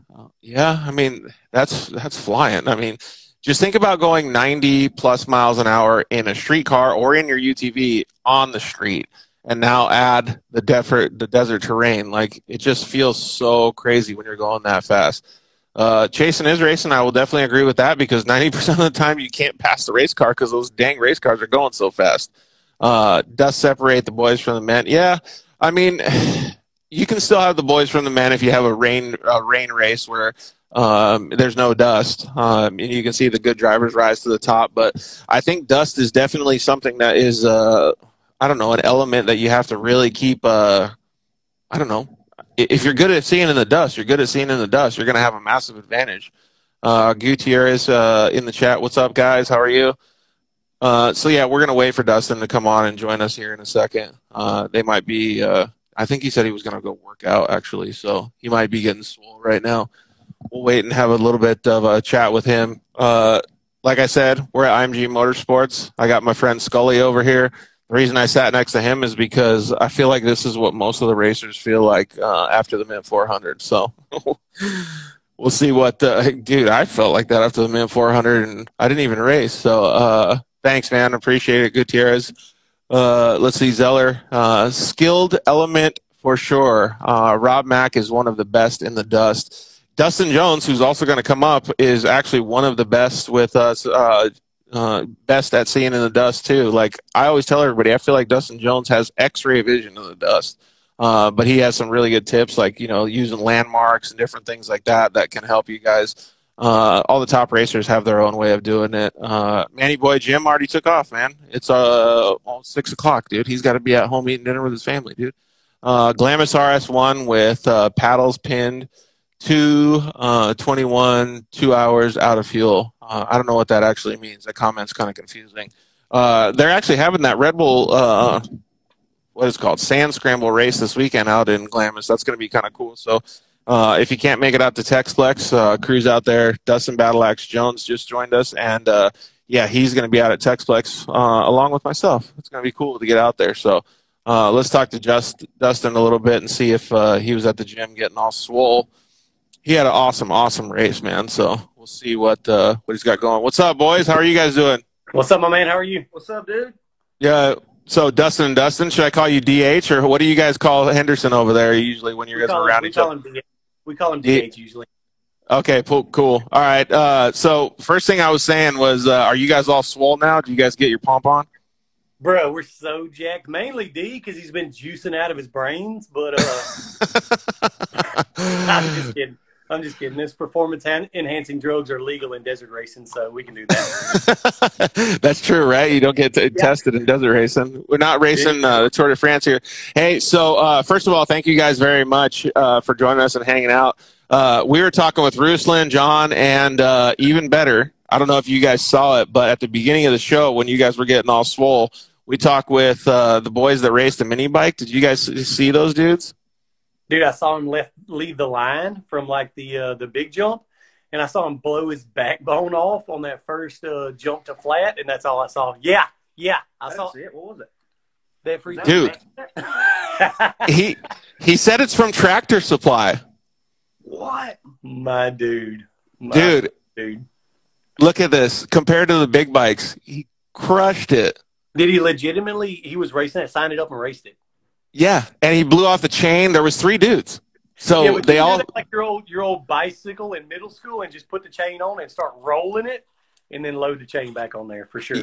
So check this out. So they had new bikes at every pit just in case the bike blew out. They just get on another one, and the one that they took off on survived the whole thing. There ain't no way he finished the race on it. He did 1 lap, right? No, I think it was 2, but I don't know. I actually didn't ask that. What a good reporter I am, right? My freaking dude. But he at least ran 1 full lap on that thing. Yeah, and he said it was pretty sketchy. And so it was 3 dudes, and it was CJ, Tom, and Jason Felix that they all went around and got it, dude. Like the amount of like hype that they had, or how much pumped they were, it was so sick, man. All right, let's get on to your guys' race. So congratulations, first of all. You guys are Mint 400 champions for 2021. You guys crushed it. That race, all the races the whole weekend were intense, but your guys' race was intense in its own. And you guys didn't start out in the lead, so give us a little bit of an understanding of how the race was in your guys' mind. Yeah, so I think we started off, I don't know, 8th row or something like that. Yeah, like 13th or something. Yeah, so 13th off the line. And, we ran to the first pit pretty clean. Coming out of the first pit, we literally ended wadded up in a pile of cars and thought it was the end of our day. We thought we tore the front end off the car. There's a helo video of us. Really? Crashing. Yeah, there's a helo video of us crashing into a wad of cars. Yeah, that's somewhere. It's on my phone, but I can't send it without what happened? You guys went into some? Yeah, so running out of pit 1, it was a long straightaway at like 90 miles an hour to an immediate right. Hard right, yeah. And one car tried to nerf one going into that turn, flipped the first car, and the second car ran up on top of it. And so when we came in, it was just the corner was blown out with dust. And I was like, man, whoa, dude, there's something going on here. And went from 25 to 0 like that, dude. It reminded me of that Vegas to Reno crash we had. Yeah. Dude, that's crazy. Yes, because it comes up on you so quick, right? Yeah. So hey, hold on real quick before I forget. Like 5 people asked what the top speed on your car was at the Mint 400. We had I know I saw 98 on the lake bed. Nice. We were cruising about 95 to 98 across the lake bed. I think somebody said they caught the tracker at 101 one time coming back in. And the lake bed's kind of a slope coming back into town. So I think my dad said he caught the tracker at 101 one time. Nice, that's cool. All right, what were you saying now? Yeah, so we got wadded up in those cars, and I thought that was the end of the day for us. Car was in 2-wheel drive for about half that lap. We gave up some time. I think we were running 6th or 7th on time. Finally got everything working again, got the car reset, and 4-wheel drive started pulling, and then we started turning it on. So it's hard. It's really hard to make up time during those. During any of that race because it's so dusty. The track is well, it's an awesome track, but it's kind of single track, right? Like there's hardly any places to pass, and when you can pass, it's just open road, so everybody's already balls out, right? So, Yeah, is DH telling you where you can go, like what you can do, like what's the move to be able to move through the pack? Because you got a lot of work ahead of you. yeah, for sure. Yeah, so I'm trying to tell him what he can't see. You know what I mean? Okay. He can see the immediate, straight away to the next turn. I'm telling him what's coming after that. So I try to stay at least 1 to 2 turns ahead of what he can't see. And that seems to work really well for us, especially when we're pushing really hard. Dude, okay. Here, so I just got the video. This is the cars going in front of you. That's it. And then, that's it. dude, he smoked that guy in front of him. And then if you wait a second, you can see you guys coming in hot. And then, there's you guys right there. bam, dead stop. Oh, God, the front right of the car, dude. Yeah, dude. And it went 25-0 instantly, dude. And so I thought that tore the front end off. I thought the race was over. Yeah, man. Sick. We were sick about it, especially, was the first pit 30 miles in, 30 miles into the race, and you think, oh, man, like this is it. We're done. Yeah. You know what I mean? Thanks, Robert Campbell, for sending that in. Yeah, for sure. That's cool, man. I'm glad we got to show that video. It's tough to explain, and you remember it weird sometimes, so I'm glad there's a video. So, DH, you got out and were just like getting inventory of the car, or did you stay in and just like, all right, let's go? No, I stayed in the car. We like DJ mentioned, we lost some time there, just physically trying to process what happened, because it happened like that. All of a sudden, we're tangled up with some cars. So, I immediately told him, like, let's back up, let's go around these cars, but let's do it on the side away from the track in case. Yeah. I just knew there was going to be another car coming. Bam, us from behind. So, like we took off. We gave up some time there trying to process what happened, and physically just getting back on the race course. And like he mentioned, we were in 2-wheel drive, and we ended up giving up track position to Rodrigo there. Yeah. So it cost us a bit of time. Thankfully, the car wasn't torn up. And shortly after, DJ had a good idea to flip the car out of 4-wheel drive and back in, and Fixed it. So dude, that's crazy. Well, and you guys know the car really well, so thank God that you guys had that. Man, so making up all that time on that course was pretty freaking difficult. Like, dude, almost nobody was able to do it, but you guys figured out a way too. Yeah, so I know you were asking a minute ago about the dust and, like, how do we navigate that? And it's probably the perspective is different because Dustin is making the calls that he calls for me. I'm a real needy driver, and, like, I don't do anything that he doesn't tell me to do, really. Okay. And so we did run in a lot of blind dust, and we took way more chances than we would normally take in a race. But at some points, it was literally Dustin saying to me, a little bit left, scoot over a little bit. All right, a little bit back right. Really that detailed? Dude, we were just chasing the GPS line. I told somebody a minute ago at the gym, literally on the lake bed, at one point we were doing 95, and I was just looking over at his GPS and just zigzagging down the track, trying to stay on top of the course marking on the GPS. That sounds like a sketchy video game. Terrifying. Yeah. Terrifying. Because obviously we know what the consequences are if you get tangled up in somebody, but it's like we said, during the last lap, D was like, bro, we did not come here to get second. We did not come here to just finish this race. We are going to win this race or we're going to crash the car. So one of the cool things is shock therapy. I appreciate that. We do take a lot of big chances in the dust for sure. Yeah, exactly. Hopefully that's Ernie or Mitch that's commenting in. I don't know who's commenting in, but hold off for a little bit before we're not going to let Dustin go. We're running a little bit behind, so hold off a little bit before you guys join us. All right, so keep going. Let me hit kind of the last section of the race. So we had some pit guys in pit one when we were coming in. And when we got there, they were like, listen, man, you're like 4 minutes off the lead. Yeah. The track was getting really packed up. We were getting into a lot of dust and lap traffic. So I was like, D, there's no way, dude. There's no way we can make up this time. He said, nah, we're freaking going for it. So we pushed super freaking hard going into pit 2. We came into pit, jumped on the radio, and said, Bryce. We had Bryce with us from 106 Motorsports. We said, dude, where are we at? Do you know where the leaders are? There was 2 cars in the pits at the same time in pit row with us. And he said, look up the hill. He said, "You see that blue light right there?" I said, "Yeah." He said, "That is the leader." Oh, so you're like, all right, we got to go. Dog, I said, I thought Vito had started 1 minute in front of us. And so I was like, dog, if that's him, we got to run him down. And so coming into finish line, there's a long 25-mile-an-hour section to where you're going over the bridge and you can see the other end. Yeah. When we got to the top of the bridge, there were some blue lights at the bottom, and they turned 180 degrees and came back down the bridge in the dirt. And that's when I seen it was first place. And so going into the last 4-mile short course section, I told Dustin, I said, "You cannot miss a call. You have to tell me exactly where, because I'm freaking about to hang it out there in the short course area."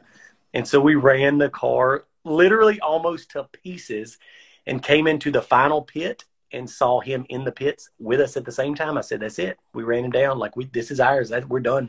Yeah, because all you need is 59 seconds. Oh, that's all I needed, is to get what I thought was to get under 1 minute. And when I saw him at the end of pit row with us, I said, "Nah, that's it, boy. We did it." Dang, that's cool. And so DH was just guiding you the whole way? Oh, yeah, for sure. And so the short course area, we got in behind him and another truck that we had to chase down. So we were so sketchy in the short course section, but I knew I could not follow that other car to finish. So we had to hang it out there. Oh, just to get by that other car. And what were you thinking, DH, during this time? Were you just like, dude, it's checkers or wreckers? Yeah, I mean, we pretty well had that mentality the entire race. But it wasn't. I guess you have to, right? Got to.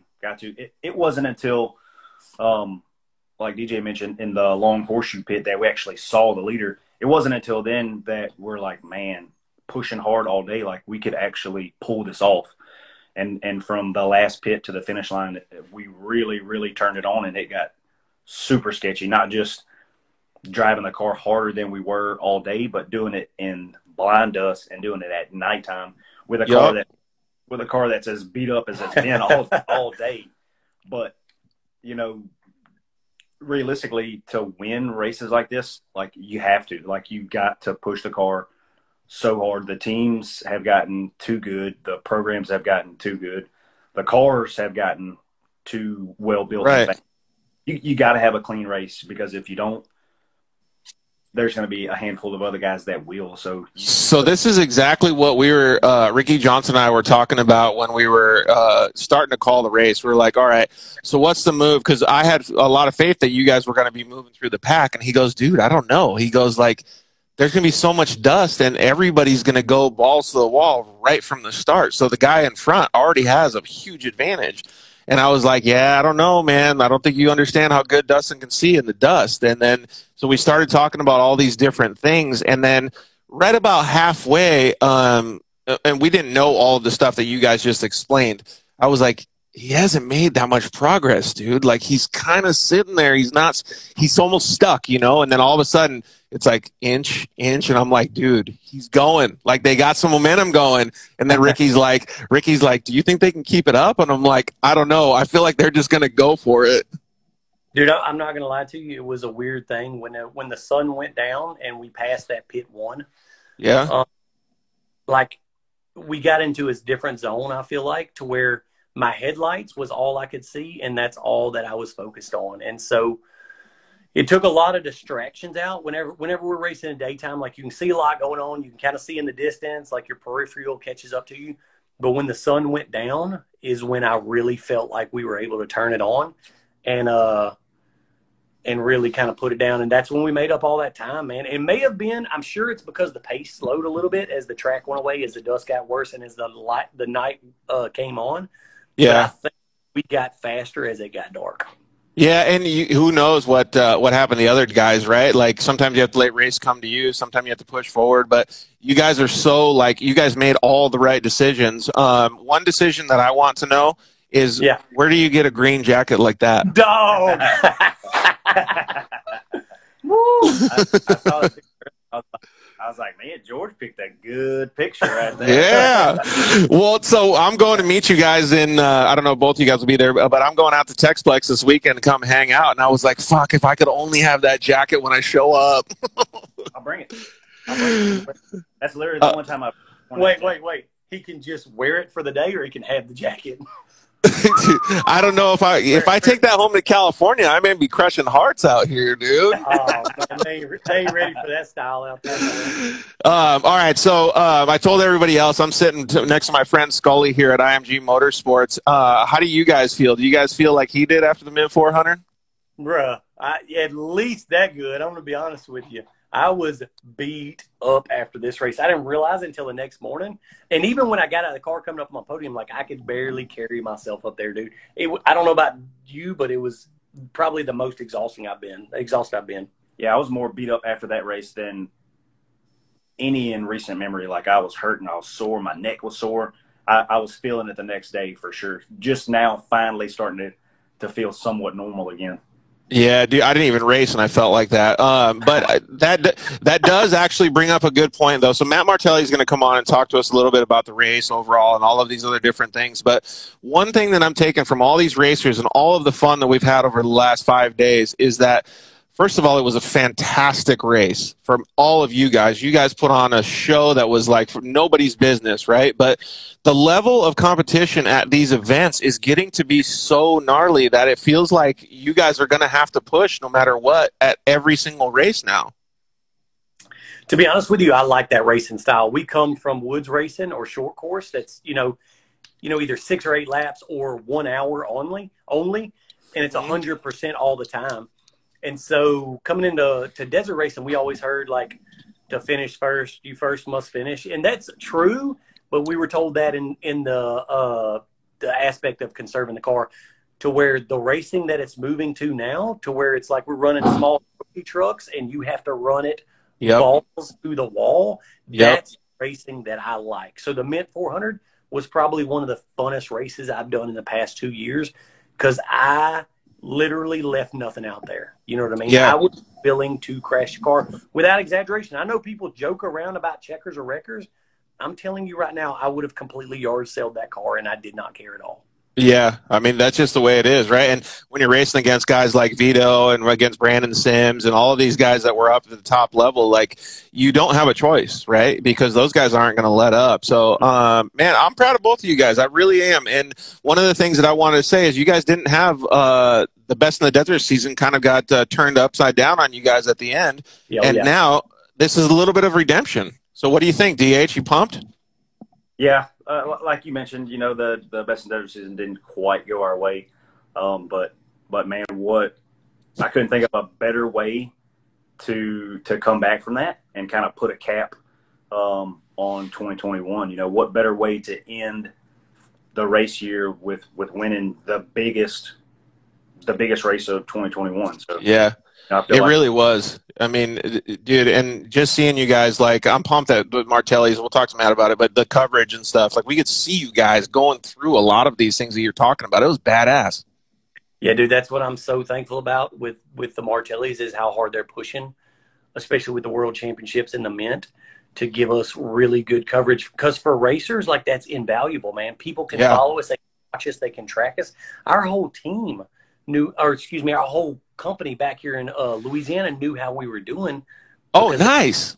To watch us and track us. And, dude, they stayed up all night until the race was over tracking us. Dude, that's so sick. I feel cool just even hearing that, man. Well, like I said, you guys did a fantastic job, man. Like, I couldn't have seen it go to a better crew, man. You guys really worked your ass off the whole year, man.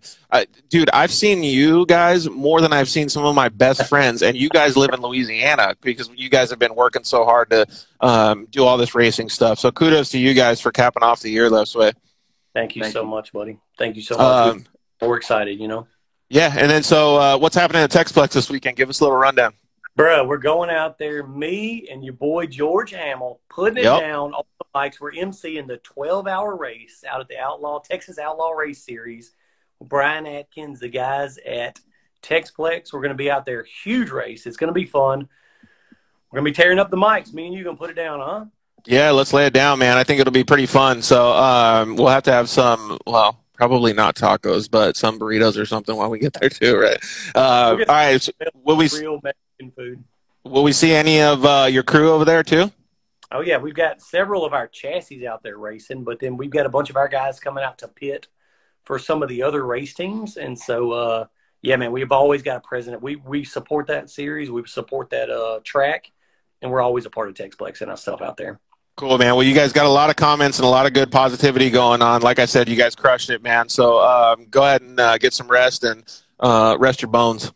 My dude, thank you for the opportunity to get on here, man. I truly appreciate it. And thank you for everybody that commented. That means a lot to us. We always get a lot of positive reinforcement. And I always tell everybody, I want to be a good example of what a professional racer can be. So it means a lot to me when I see people put good comments on here, man. Yeah, well, you guys are doing a fantastic job, so keep up the good work. All right, boys, we'll see you later. Thanks, buddy. Good to see you. Yeah, you guys too. All right, Ernie. So the shock therapy guys, I think they're going to try to jump on here. So we'll see if they're able to do it. I don't know, Ernie, if you can jump on. I don't know who else is going to come on. Maybe it's Ernie, Mitch. I don't know. But those guys did such a fantastic job, man. It was really cool to see. You always have, your own favorite racer or whatever. I genuinely like every single person that's out on the track because all of the people put in so much hard work to be able to win. You know, Vito kind of got his race a little bit taken away. Brandon Sims was moving through the pack. Dustin actually moved up and just barely edged out those guys. Like, it was just so insane to see all of that stuff, man. It was just so cool. Like, I can't tell you guys how excited I was when we were announcing the race, man. It was just so rad to see all that stuff. Matt Martelli is going to jump on at 6:40. So if the guys from Shock Therapy do jump on, we're only going to have a couple minutes to talk with them. So if you guys do have any questions, you guys can throw them out there right now as well. Even if they're not just racer questions, if they're maybe upcoming questions or whatever you guys want to talk about. If Ernie and those guys do jump on, cool. If not, then we're just going to wait till Matt Martelli comes on. Oh, here we go. Here's Ernie. So we'll talk to Ernie for just a few minutes here, get his understanding of what his Mint 400 was like. Ernie from Shock Therapy, what's up, homie? What's up? How you doing? Doing good, man. Sounds like Justin wasn't able to join us, so we're going to get a little bit of the back behind the scenes of what happened with Ernie in his rally debut. I think Mitch is going to join too, but I feel like that Justin can't join, but he's going to watch us. Oh, here's he's probably going to watch us and judge us, right? Yeah, probably. So we're running a little bit behind, so we're only going to be able to give you guys 10 minutes here before Matt Martelli comes on. Mitch, what's up, dude? How are you? What's up, George? Good, man. How are you? Doing awesome. I really appreciate you guys jumping on and hanging out with us for a little bit. We only have looks like nine minutes, but you guys raced the what do we call it, the Shock Therapy pre-runner in the rally class this weekend at the Mint 400, right? We definitely did it. Believe it or not, it's Mitch and I's first time ever racing, period. So it was a hell of an experience for sure. Yeah, dude, it's crazy. What was the feeling or the vibe like before you guys go out there? Nuts. Like, dude. So I was trying to tell people that, like, I wasn't really worried about the race itself and the driving itself because, I mean, we drive all week, every week. We drive so many cars, testing and tuning and stuff. But it's just we didn't know how a race worked. We didn't know any of the aspects of the race, or it was all just so freaking brand new for us. So Lonnie Skate says, ask them about peeing. You didn't know about peeing in a race car either? No, I had quite an experience. That's pretty fun. That's pretty fun. We did pretty good, though. We did pretty good at peeing, so. That's hilarious, dude. So, all right, give us a vibe going into, like, your first lap then. So you're kind of nervous. You're, like, your first race. Like, a lot of these people that watch the show are the same type of people, right? They've never raced before. They want to know what it feels like. So give us a little bit of the lowdown. So me, myself, I was kind of psyching myself out early, but we were in line kind of watching everything happen. All the pro classes went in front of us, a lot of trucks and cars and stuff. And, just watching everyone go over that first jump into and almost into the car, where Mitch and I were like, dude, we ain't doing that. Like, we don't want to end this thing right now. So, yeah, exactly. But, we got up to the start finish, and the second we got up there, I guess somebody rolled. So we were sitting on the start finish for like 10, 15 minutes, and it was a little bit of a bummer, but it kind of, I don't know about you, Mitch, but it kind of chilled me out. So then we just started going. We had a game plan. we just want to finish. I mean, we were joking the night before. We're like, hey, we got 23 people in this class. If 10 drop out and 13 finish, I'll take 13. Like, dude, that's 100%. a pretty heavy class. 23 people? Yeah, definitely. So I think the cool thing too is like we went in not wanting to place in any position. We went in, we were like, we're gonna do our first race. We're gonna run the mint, finish the mint. That was Yep. Yeah. And to do that and to come out and actually do as well as we did was just another add-on to the whole amazing experience that we had. Definitely. Yeah, exactly. So tell everybody what place you ended up in. Fifth. Yeah, we got Fifth. So that's pretty dang good, man. And there was some guys in there that weren't any joke. I mean, like, even we were just talking to Ruslan and John. Like, they were hammered down, dude. They were, like, excited to be able to pass you guys. You know what I mean? Like, so the competition level is not, like, there's no slouches in there. Dude, so let me talk about that. So we're in a spot, and this car's coming up behind us hotter than hell. And Mitch is like, dude, this guy is coming up quick. So I'm like, no big deal. Like, we'll let everyone around. We're just out there trying to be polite and do our thing. Yeah. And, dude, this car comes around us so hard, and it was him. And we're both like, oh, he's driving over his head. Like, he is on fire. Like, we knew for sure, like, you know what? We're just going to do our thing. And sure as shit, we came into the next pit, and they were working on that car. And we passed them right there again. So it was pretty funny that they were pretty stoked about passing us. I love that. I love people, thinking that we're awesome because we're shock therapy. Dude, we're brand new. Like, me and Mitch, we are brand new. Like, still though, like, I remember, like, when I was a kid or when I was first starting racing, like, I would look to my left, look to my right, like, walk around the pits, and I would be like, God, that guy is so cool. Like, I hope I can, like, even battle with that dude. So this is like the same thing that Ruslan and these guys are feeling, right? And you guys are probably feeling some of the same things too, because you're like, I don't know who that guy is, and then all of a sudden they blow by you or you blow by them, and you're like, yes. Yeah. It was amazing, man. The whole experience was just, I'm still speechless about the whole thing, just because there was so much going on. There was so much to learn. There was so much just exciting things about the whole thing. So just super pumped, man. Super pumped. When you talk about it like that, it kind of gets me, my brain turning and thinking, like, you guys are literally around side by sides more than you're around most of your family, right? Like, you guys are ingrained in your skull, basically. You test every day. You guys work on these things every day, and then you go out and you race your first race. Like, to me, that's like monumental, because it feels like it changes everything. 100%. Yeah, it did. I mean, we definitely got psyched out about the whole thing, right? And then we just kind of realized, dude, we do this every day. Like, we do this every day. So once I was able to do that, and Mitch did a freaking fantastic job, like, completely. Like, I was so comfortable in the car. We didn't have any mistakes or any problems or anything like that. Now, we weren't running, Justin's pace. We weren't running, pace. Like, dude, 101 miles an hour like Dustin Jones was. I'm 100% out on that. I got a Dustin Jones story for you too. Hit me. We're towards the end of the first lap, or I'm sorry, end of the third lap, which is our race, right? So, and we get on dust. Okay, dust for one thing. Holy shit. I've heard about the dust, but dude, what we experienced about dust, I've never seen that in my entire life. It's like ain't none other, right? Oh my God. We got on this one dry lake bed, one of the last ones, and we're doing our thing. And our normal speed on the dry lake bed throughout the day was, what were we doing, Mitch? Like, we were 96.8. There you go. Holy shit! Seriously, that fast? Yeah, we were hauling balls on a lot on some of that stuff, but dude, we're doing like 40 because we can't see shit. Yeah, and we just see these lights coming up on us, and Dustin Jones passed us on the lake bed. Had to be going 100. So I'm like, Mitch, dude, I'm gonna get way on the left here and just see how fast this dude's going, because I'm freaking the hell out. He can't see. There's no way he can see. And we got up to mid-90s, and he was right there. I'm like, holy shit. Dude, that's crazy. I don't get how you do it. I don't get how they do that, man. He was literally just talking about that same stint just a couple minutes ago. Dude, that's nuts, man. Yeah, I don't know, like, Mitch, you're not behind the wheel, but, like, even if I was behind the wheel or sitting passenger, I don't know how comfortable I would feel, like, with that.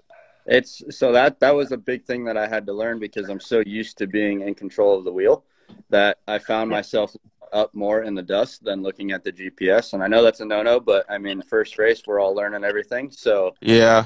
it was a lot, man. It was definitely a lot. And just the learning side of it, like for the next race to be like, okay, I did this time, let's do something different this time, and let's focus on some more cool stuff. Yeah, exactly. Just so that we can, like, because I know a bunch of people are going to ask the same question. What did you guys learn that you can help with your work or your work and day-to-day stuff that you do, customers, shock revalving and stuff? Like, what was the stuff you guys take away from it? That's kind of a hard one for me. I believe it or not, and I'm not trying to toot our horn or anything like that. That car freaking rides great. It rides so freaking good. We got a lot of time and energy into that setup for sure.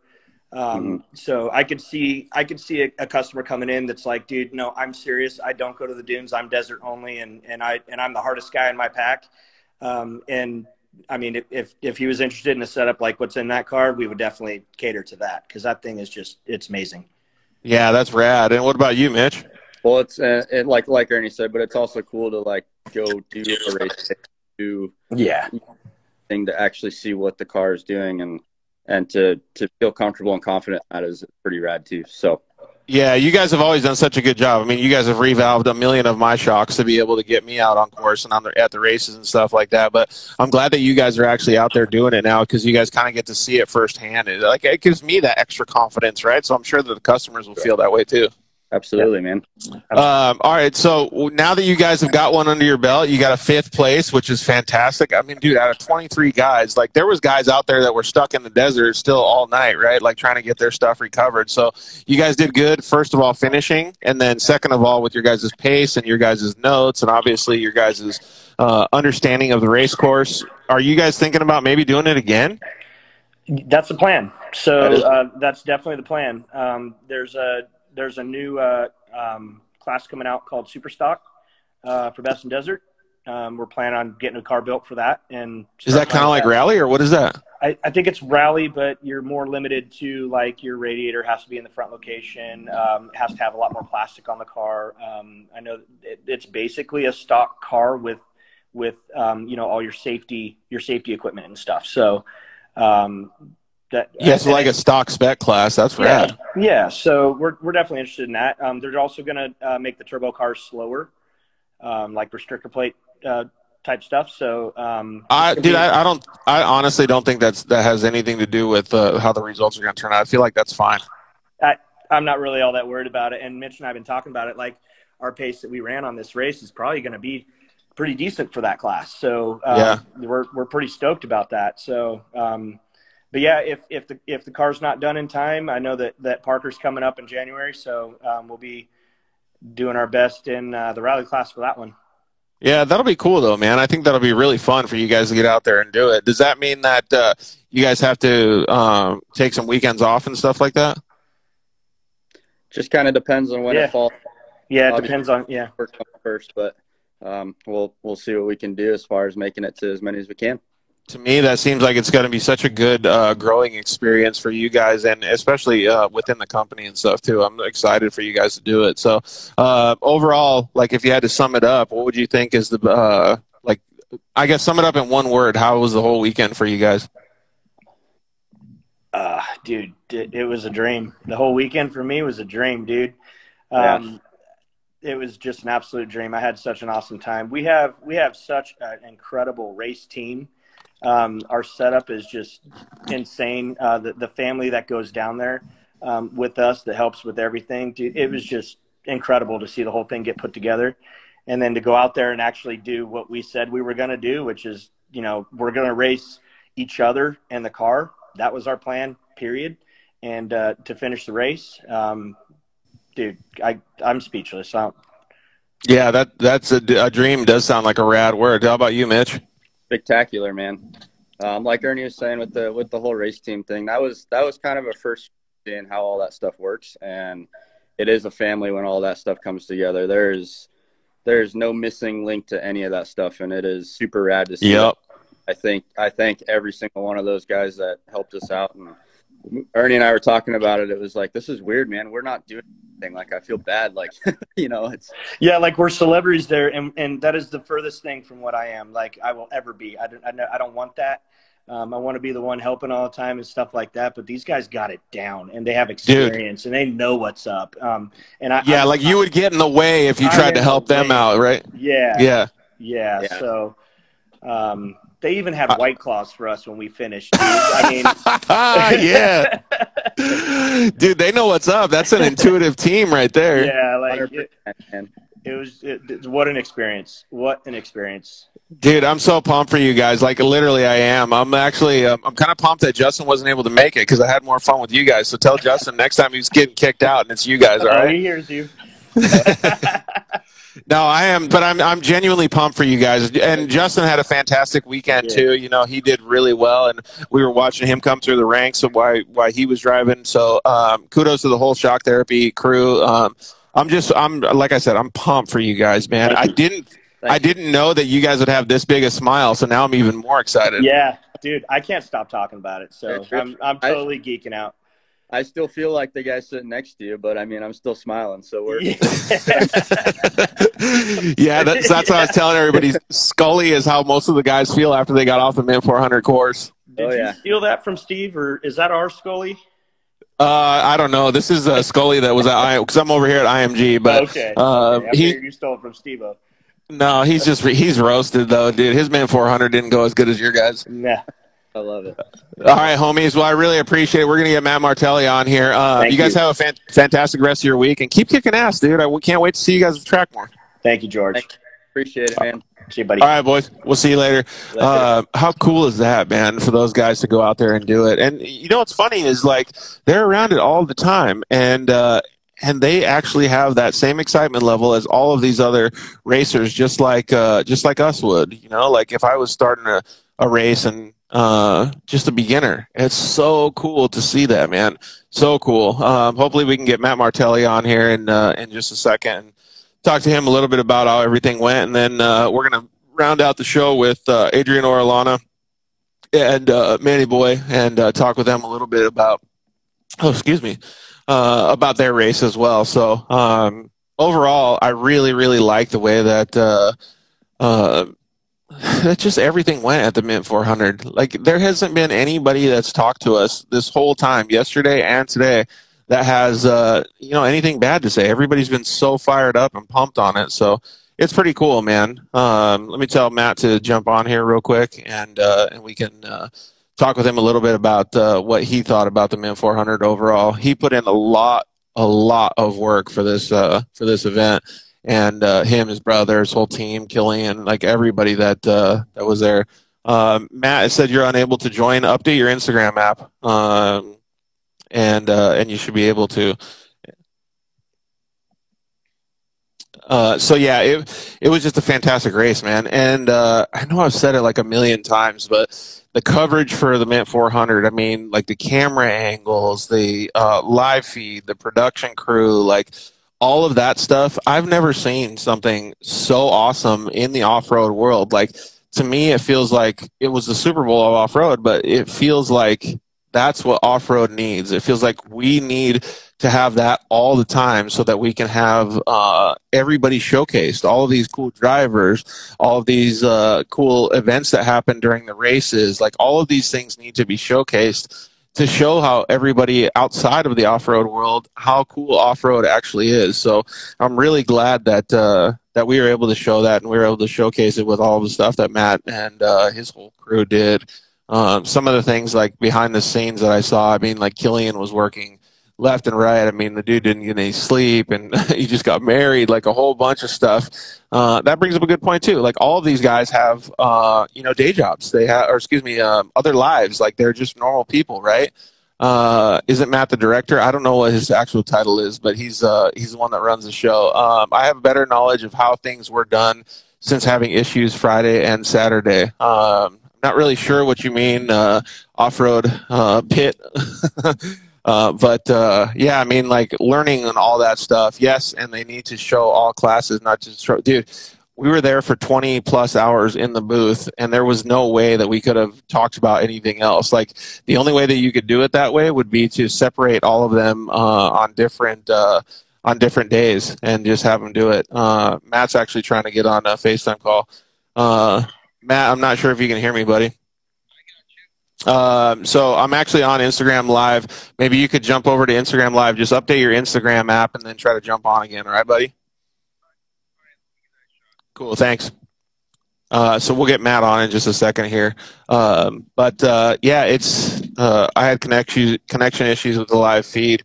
Yeah, see, but that's not on the live feed side because that thing was running smooth, man. They had a big old truck out there that was like showing all the different angles of the cameras and stuff. Dude, some of those camera angles, the drones and the helicopters and stuff were in freaking insane. Like I was so pumped on those things, man.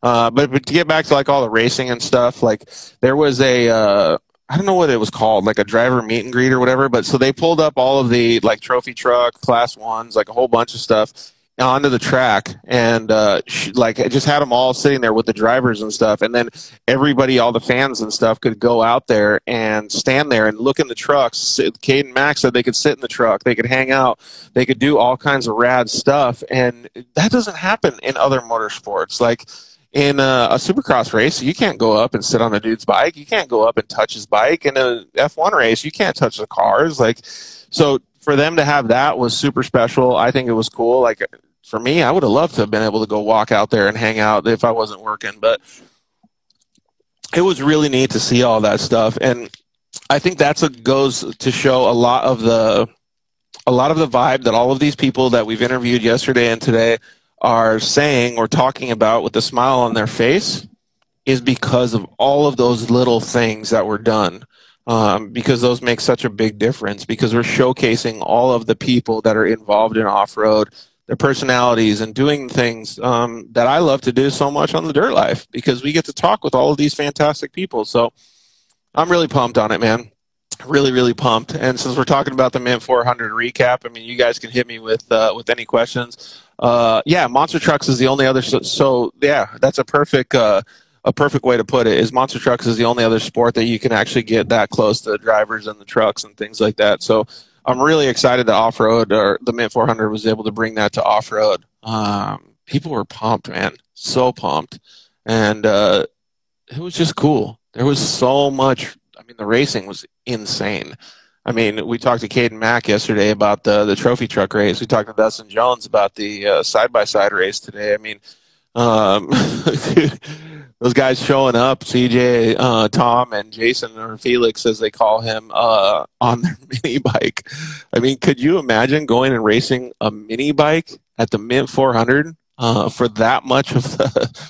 God, that would be so crazy. What's up, Adrian? How are you? We're going to try to see if Matt can come on here and talk a little bit about it, but he's having some issues, so we might end up just having you guys come on early. Let me give Matt just a little bit more time and see if he can figure it out. Or actually, Adrian, if you guys want to, I don't know why it's not working. I have the most current version. Let me see if I can invite you again, Matt, and we'll see if we can get Matt on here once again. Let's invite him real quick. If we can't, we'll just have you come on real quick, Adrian. I tried to invite you again. And then we can talk with Adrian a little bit about his race and get Manny Boy on here too. So we'll see if Matt can join us. Adrian, if you're ready, I know you're at work, or if you're just getting off work, but if you're ready, feel free to come on now, because I can tell Matt to jump on at 7. You can slide into this time right now. Corey asks, I want to hear about how Adrian made a trans live or so caveman style. I don't know what any of that means. Let's see here. Rancho Race. Okay, cool. Yeah, so just jump on now, Adrian. And we'll get Manny Boy, if you're watching, jump on too. So we'll just talk with you guys right now, and then we'll have Matt join in a little bit later. And then we'll have a little end of the show with Matt. So jump on now, boys. I can invite you too if you guys can't get on. Yeah, for whatever reason, it keeps saying that Matt can't join. I'm seeing these over here on my end too, Matt. So I'm not really sure what the deal is, but I'm gonna get Adrian and then Manny over here. What's up, Adrian? How are you, buddy? What up, man? Pretty good. We're gonna see if we can get Manny on here too. What's up, Manny? What's up, boys? How are you guys doing tonight? Good, man. Good. Just I like Manny's background. It's a lot better than what mine is. Just Yeah, you're just all boring. And dude, look at my background. I got the freaking Scully from IMG over here. All right, boys. So, give us a little bit of a understanding of how you guys feel after the Mint 400. Yeah, dude, I feel great. You know, we came in there with, you know, accomplishing one of my dreams is having a 2-car team. So Cynthia was one of our good friends, and both cars finished. Yeah, man, I was excited. Organization, the tech, and all that stuff compared to last year was definitely a lot better. I think just how they ran everything was super smooth, and it was cool how they made us bounce around in different hotels or different areas for registration, picking up the canters and all that stuff. So it forced us to walk around and move around a little bit. It was actually all within one area, though. It was super cool down there. A bunch of guys are commenting in, Adrian. But yeah, it was a pretty cool vibe. I mean, like, how many pictures did you guys take down there in Tech and Contingency? Probably a shitload of them, huh? Yeah. We definitely got running 2 cars. We definitely got an overload in the Dropbox for sure. Our buddy Jason at Dusty Summit was covering both cars. Man, I saw that guy on the track so many times, you know, running around with his vest and all that stuff. He did good, man. He definitely covered it both. So yeah, well, and he's fantastic at shooting pictures too. Yeah. So what was the vibe going in, Manny? You know, Adrian's so fast now, and you know, there's a handful of guys that easy. We don't need Adrian's head any bigger, all right, buddy? you know, coming off the Baja 1000, you know, both of us were in different cars, so you know, we wanted to go, you know, recover from what happened to us at Worlds and, you know, put it all on the table. And, you know, I jumped in for the last 2 laps. We had Carl jump in for the first 2 laps. And, you know, I hopped in and we were in second place and said, okay, this is a good spot, you know.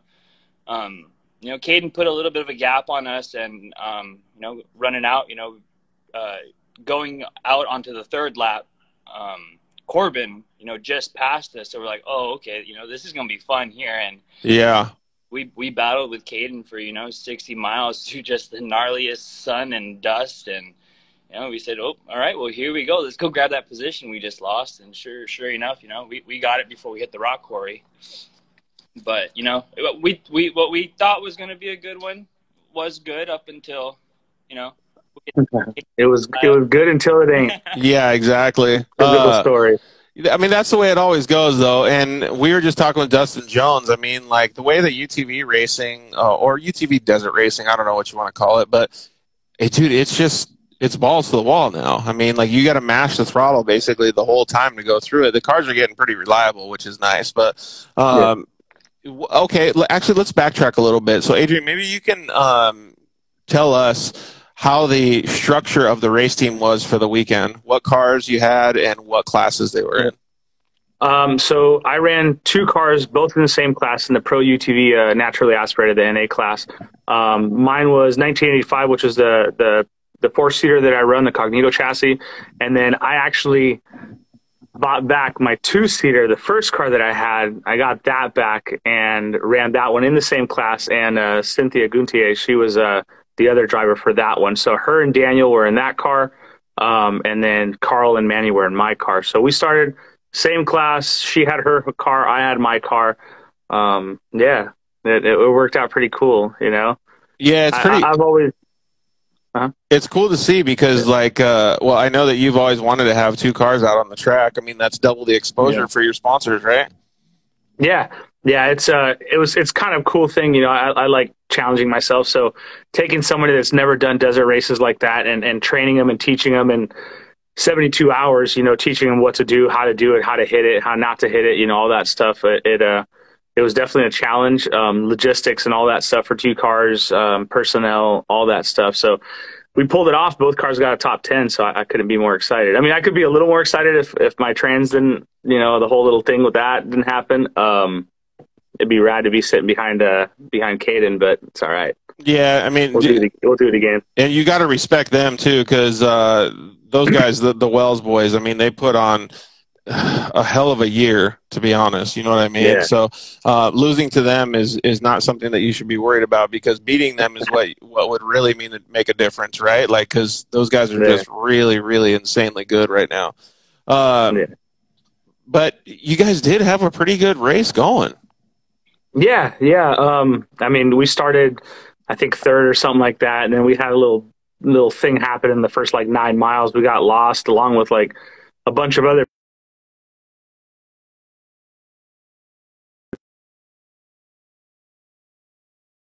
top four. Jump back into like the top 5, top 4, and then just kept pushing. Had an awesome battle, one of the funnest battles I had all year for sure with Corbin.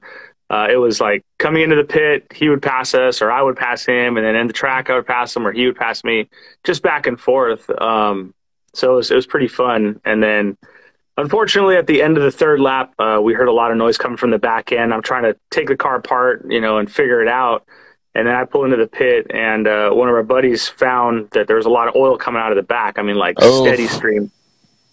So he told me, he goes, "Hey, Adrian, you need to get out of your car, man, and look at this, And so I jumped out, and right away I just see a steady stream of oil just coming out. It was like a hole in the bottom of the trans from one of the skid plate bolts that actually punctured the trans on a bottom out. Whoa! So it was like a number 2 pencil eraser size hole on the dead center, like half an inch away from the drain plug. So it was like the worst possible spot. So we tried to do JB welds, self-tappers, try to do, whatever we could to get it. Everything MacGyver could throw at it, right? Dude, yeah. And we had a spare trans, but we were trying to just keep it moving and just try to get to the finish with, one more lap to go. I had all the confidence. Cryo Heat is one of our sponsors, and that transmission is bulletproof with all the stuff he does. So I said, you know what? Screw it, man. Fill it up with 3 quarts of oil, put the car back on the ground, and let's get out of here. Dang. So that's what we did. And race mile 25, we started hearing it again. And the funny story is I was like, man, how can I fix this? How can I fix this? I told Manny to actually open up his window net as we were driving safely. And he started breaking off branches. I told him, get some sticks and make sure they're green. So he got a bunch of sticks. I'm like, that one's not going to work. That one's perfect. Keep that one. And then we pull into the first pit, 25. And, I jump out of the car, I grab a couple sticks and I start sticking them in there, and one fits like really tight, start hitting it in there with a rock, and cool guys right there next to us, gave us some oil, put another 1.5 quarts in it, and took off, man. It survived. I mean, we kept it slow, but yeah, so stick is, I wish I had the picture. Jason, Dusty Summit took the photos, but dude, the stick is still in there and there's oil everywhere. Yeah, it was a mess. That's crazy. But it held up. Well, it probably barely leaked, but it held up so you guys could get to the finish. Yeah. So we did the whole 4th lap with that, and knowing what the situation was, I was like, all right, I'm going to keep it like under 65, 70-ish, try to keep it slow, just not to blow it, on the lake beds or whatever it was. So, yep. Yeah. What were you saying, Manny? Fun. We were doing 80 on the lake bed with a hole in the transmission. Dude, that's bananas, man. Were you just like when you guys are talking about it, you're like, get a stick, and Manny like, all right. No, yeah. What do you like? He's like, hey, I got an idea. He goes, open your window net, grab some sticks. I'm like, what is going on? But okay, flump, flump, flump, flump, flump. Is this good? He goes, yeah, that one, right? Hold on to it.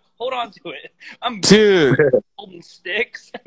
That's crazy. Yeah, and you got to get the perfect one because a brittle one would have sucked. Yeah, it's funny. Yep. He's like, hey, you got any bubble gum? Throw it on there, dude. Yeah, dude. Yeah, seriously, and that's what while I'm racing, that's what's going through my mind. I'm like, okay, it can't be a busted up bush because it's just gonna break. It's got to be like green, so it's got some kind of mold to it. So, yeah, we found the perfect one. I'm going to frame that thing. I'm going to frame that stick for sure. Dude, that's so crazy, man. Well, yeah, kudos to you guys for making it home. Well, we always talk about this. Like, you got to MacGyver stuff in off-road, no matter what it is. And otherwise, you guys would have just been sitting out there with your tail between your legs. Yeah, we came into this race that both cars are finishing, no matter what. Blown motor, trans, whatever. We wanted it. It's the last year of the race, so we wanted both cars to finish. So yeah, and I mean the track was gnarly, the dust, all that stuff. We've talked about that a lot. But to go give a little bit of an overall, like you had 2 cars and both of them came home, right? Yeah, both got top 10. Cynthia did the whole thing on her own. Daniel was Dr. Phil is what I call him. he was motivating her and just keeping her pushing and pushing, because she's never done this thing. She's never driven for 10 hours, 8 hours, 9 hours. So she's normally 60 seconds and done, with the monster truck. So it was good, man. I'm super pumped. All she did was get one flat driver error right off the start, and she didn't break anything else. And then my car, dude, it held together besides the tranny. I mean, no CVs, nothing. And I thought the first lap right away, seeing the pace and hearing from the pits and all that stuff, that like, hey, Caden's this far in front. It's like, dude, this guy's just a rocket ship right now, man. This is lap 1, and this guy's just flying. Dude, so we had to match it. Yeah, he was flying. He set a good pace, though, and if you could match it, you're a freaking winner in my book, because he moved, and you moved up through a lot of the turbo guys. Yeah, dude, it's these NA cars, man. People ask me all the time, like, when are you going to go turbo? It's like, dude, it's these NA cars. I grew up with like Baja Bugs and 1.2/1600s, and that's what this car reminds me of, is a 1.2/1600 with A-arms. You could pin this car and never lift. As in turbo cars, I just raced the Baja 1000 with Justin Lampert the week prior, and you really got to roll the throttle, and you just got to be careful, The cars are substantially faster, but you could beat them up a lot more. So that's the cool thing about the NA cars, is that we just pick off turbo cars. We can't get to the top 5 or top 3, but you give us, other races, and we can definitely get up there. We proved that at 1,000 last year. So especially if the track suits it, right? All right. So what was some of the highlights while you were sitting in the car, Manny? Some of the Corbin battle. The Corbin battle for sure was one. The stick part was another one, and yeah, that's next level.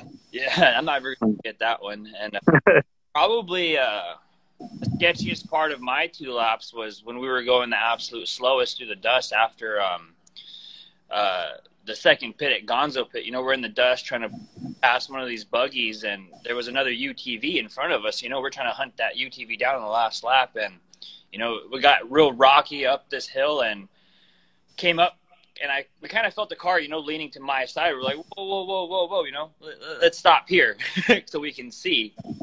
Put in reverse, we start going down the hill a little bit more. Like, oh no, that's not working. Like, the only thing we. Oh, dude, I forgot about that. Yeah. Oh, damn. I had dude. Deja vu our 1,000 last year when we rolled on top of Luke. Dude, oh my God. Were you guys just teetering? Yeah, dude. Much. It was where the Hale car rolled. Yeah. It was like a few turns before that, and it was like on the edge of a cliff, and we went off of it, and the car just started leaning. I'm like, oh, no, not again. And so we just like stopped for a second and just kind of put it in low and went. I was like, nope. The car started leaning.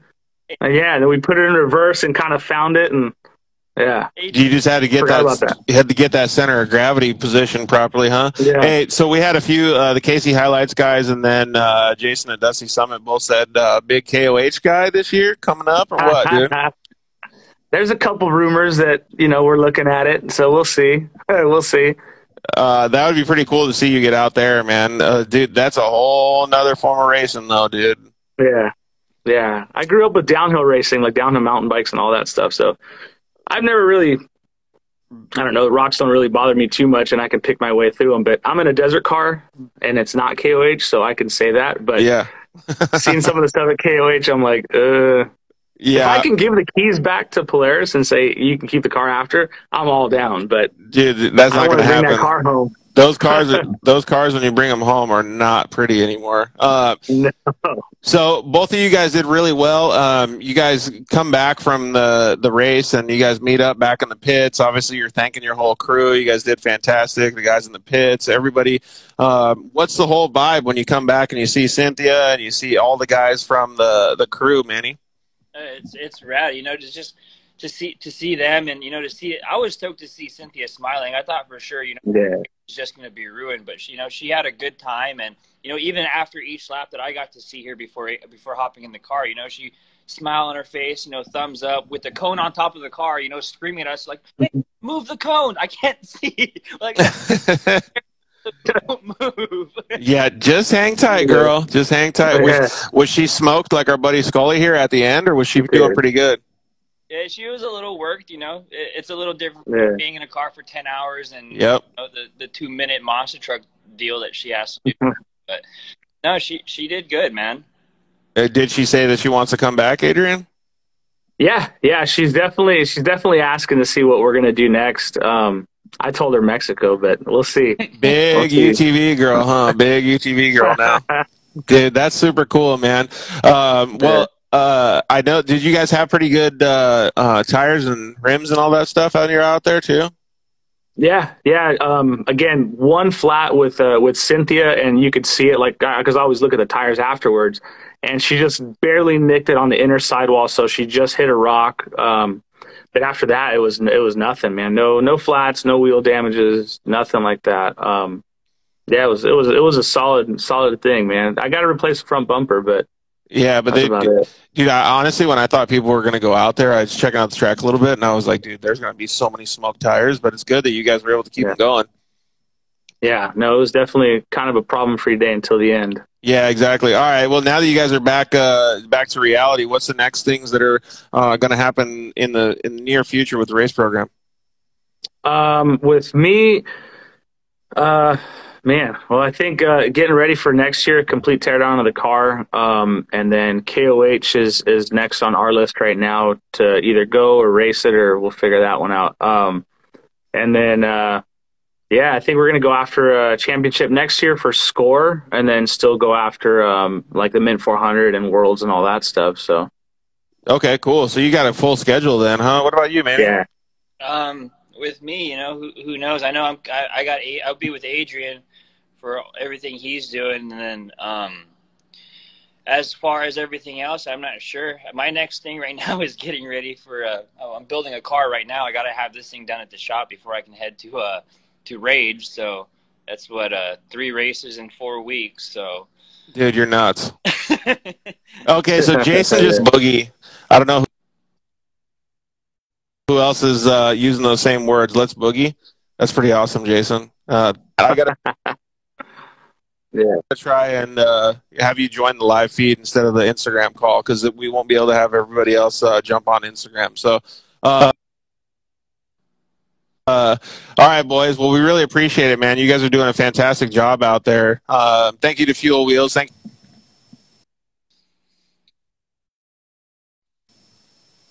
right, brother. Thank you, guys. I appreciate it, man. Thank you, George. Yeah, absolutely. You guys are killing it, dude. Keep going. I really appreciate you guys going out there and obviously introducing somebody else into the off-road world.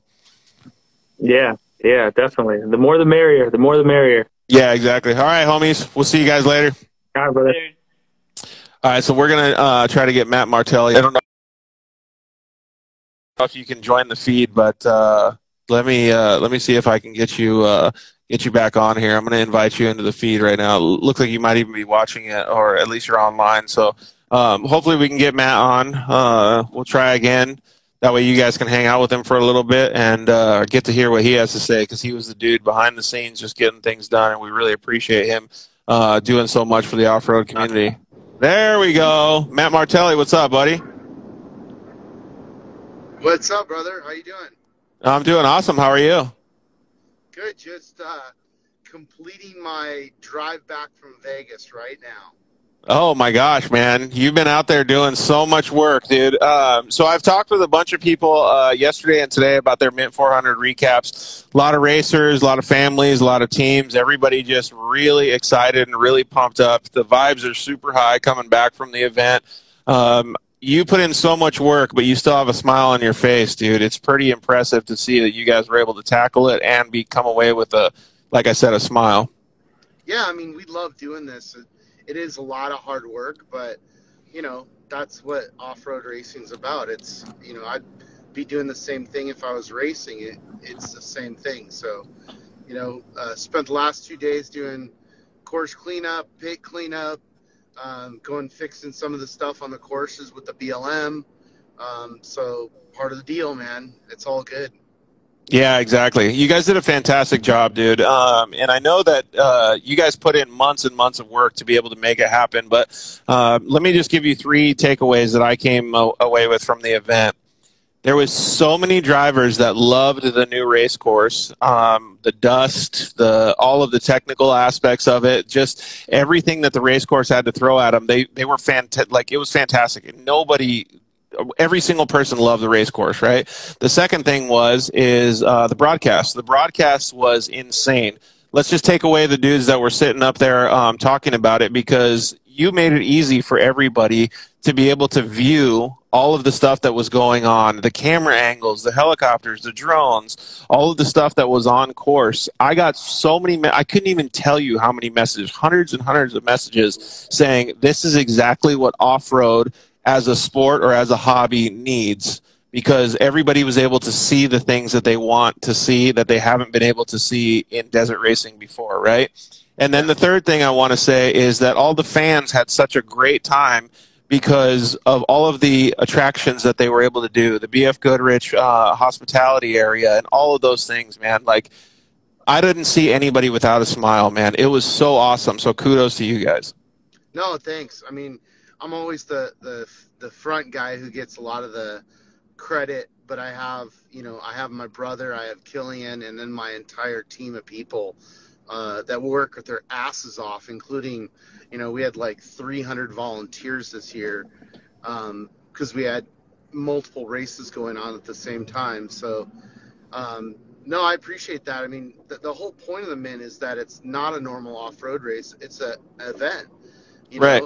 and it's supposed to escalate off-road to the point where mainstream, people can find us, and realize how badass our sport is, how badass off-road racing is, and see the spectacle of it. Yeah, I couldn't agree more, man. And just the little things that made things happen, like there was that, I forgot what you guys called it, but it was basically like a driver meet and greet, but where you had all the trophy truck Class 1 cars and everybody kind of lined up and everybody could go out there and hang out with them. Caden Mack was saying that people were sitting in the truck taking pictures. Like, that doesn't happen in other motorsports except for somebody just said it happens in monster trucks, but that's it, dude. Like, it's awesome that off-road can have that. Yeah, our grid walk, we actually, to be fair, like we boosted that idea from IndyCar does it. They don't let you touch the cars. They don't let you touch the cars like we do in off-road. Their cars are a little bit more delicate. But no, it's a cool idea that we saw, and we're like, man, this would be cool because there are some fans that don't make it to the off-road festival, and it's just, it's special to be able to go talk to drivers and co-riders or co-dogs right before they're going to race, Yeah. And get up and close and personal. That's how we, with the vehicles, I mean, that's how we build fans. Yep. Dude, you couldn't have said it better. What were some of the things that, obviously you put together the whole event for everybody, but some of the things that popped up during the event that were meaningful for you?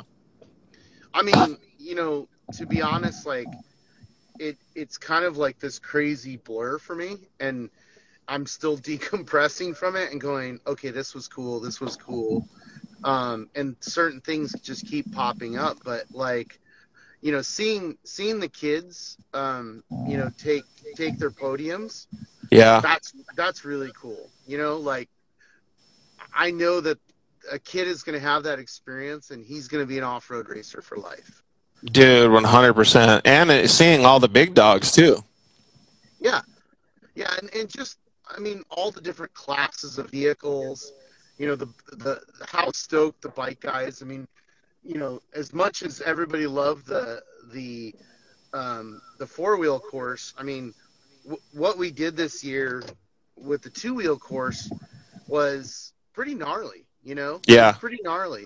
And we knew that a lot of people would probably think it was too tough, but I think it's really important for us to not always do the same stuff, to keep changing it up and making it interesting. And next year we won't do the same course. We want to keep, mixing it up and keeping people engaged, because, if it's the same thing every year, like, what's the point, Yeah, it gets super boring. I like that vibe, man. We talked with a bunch of people.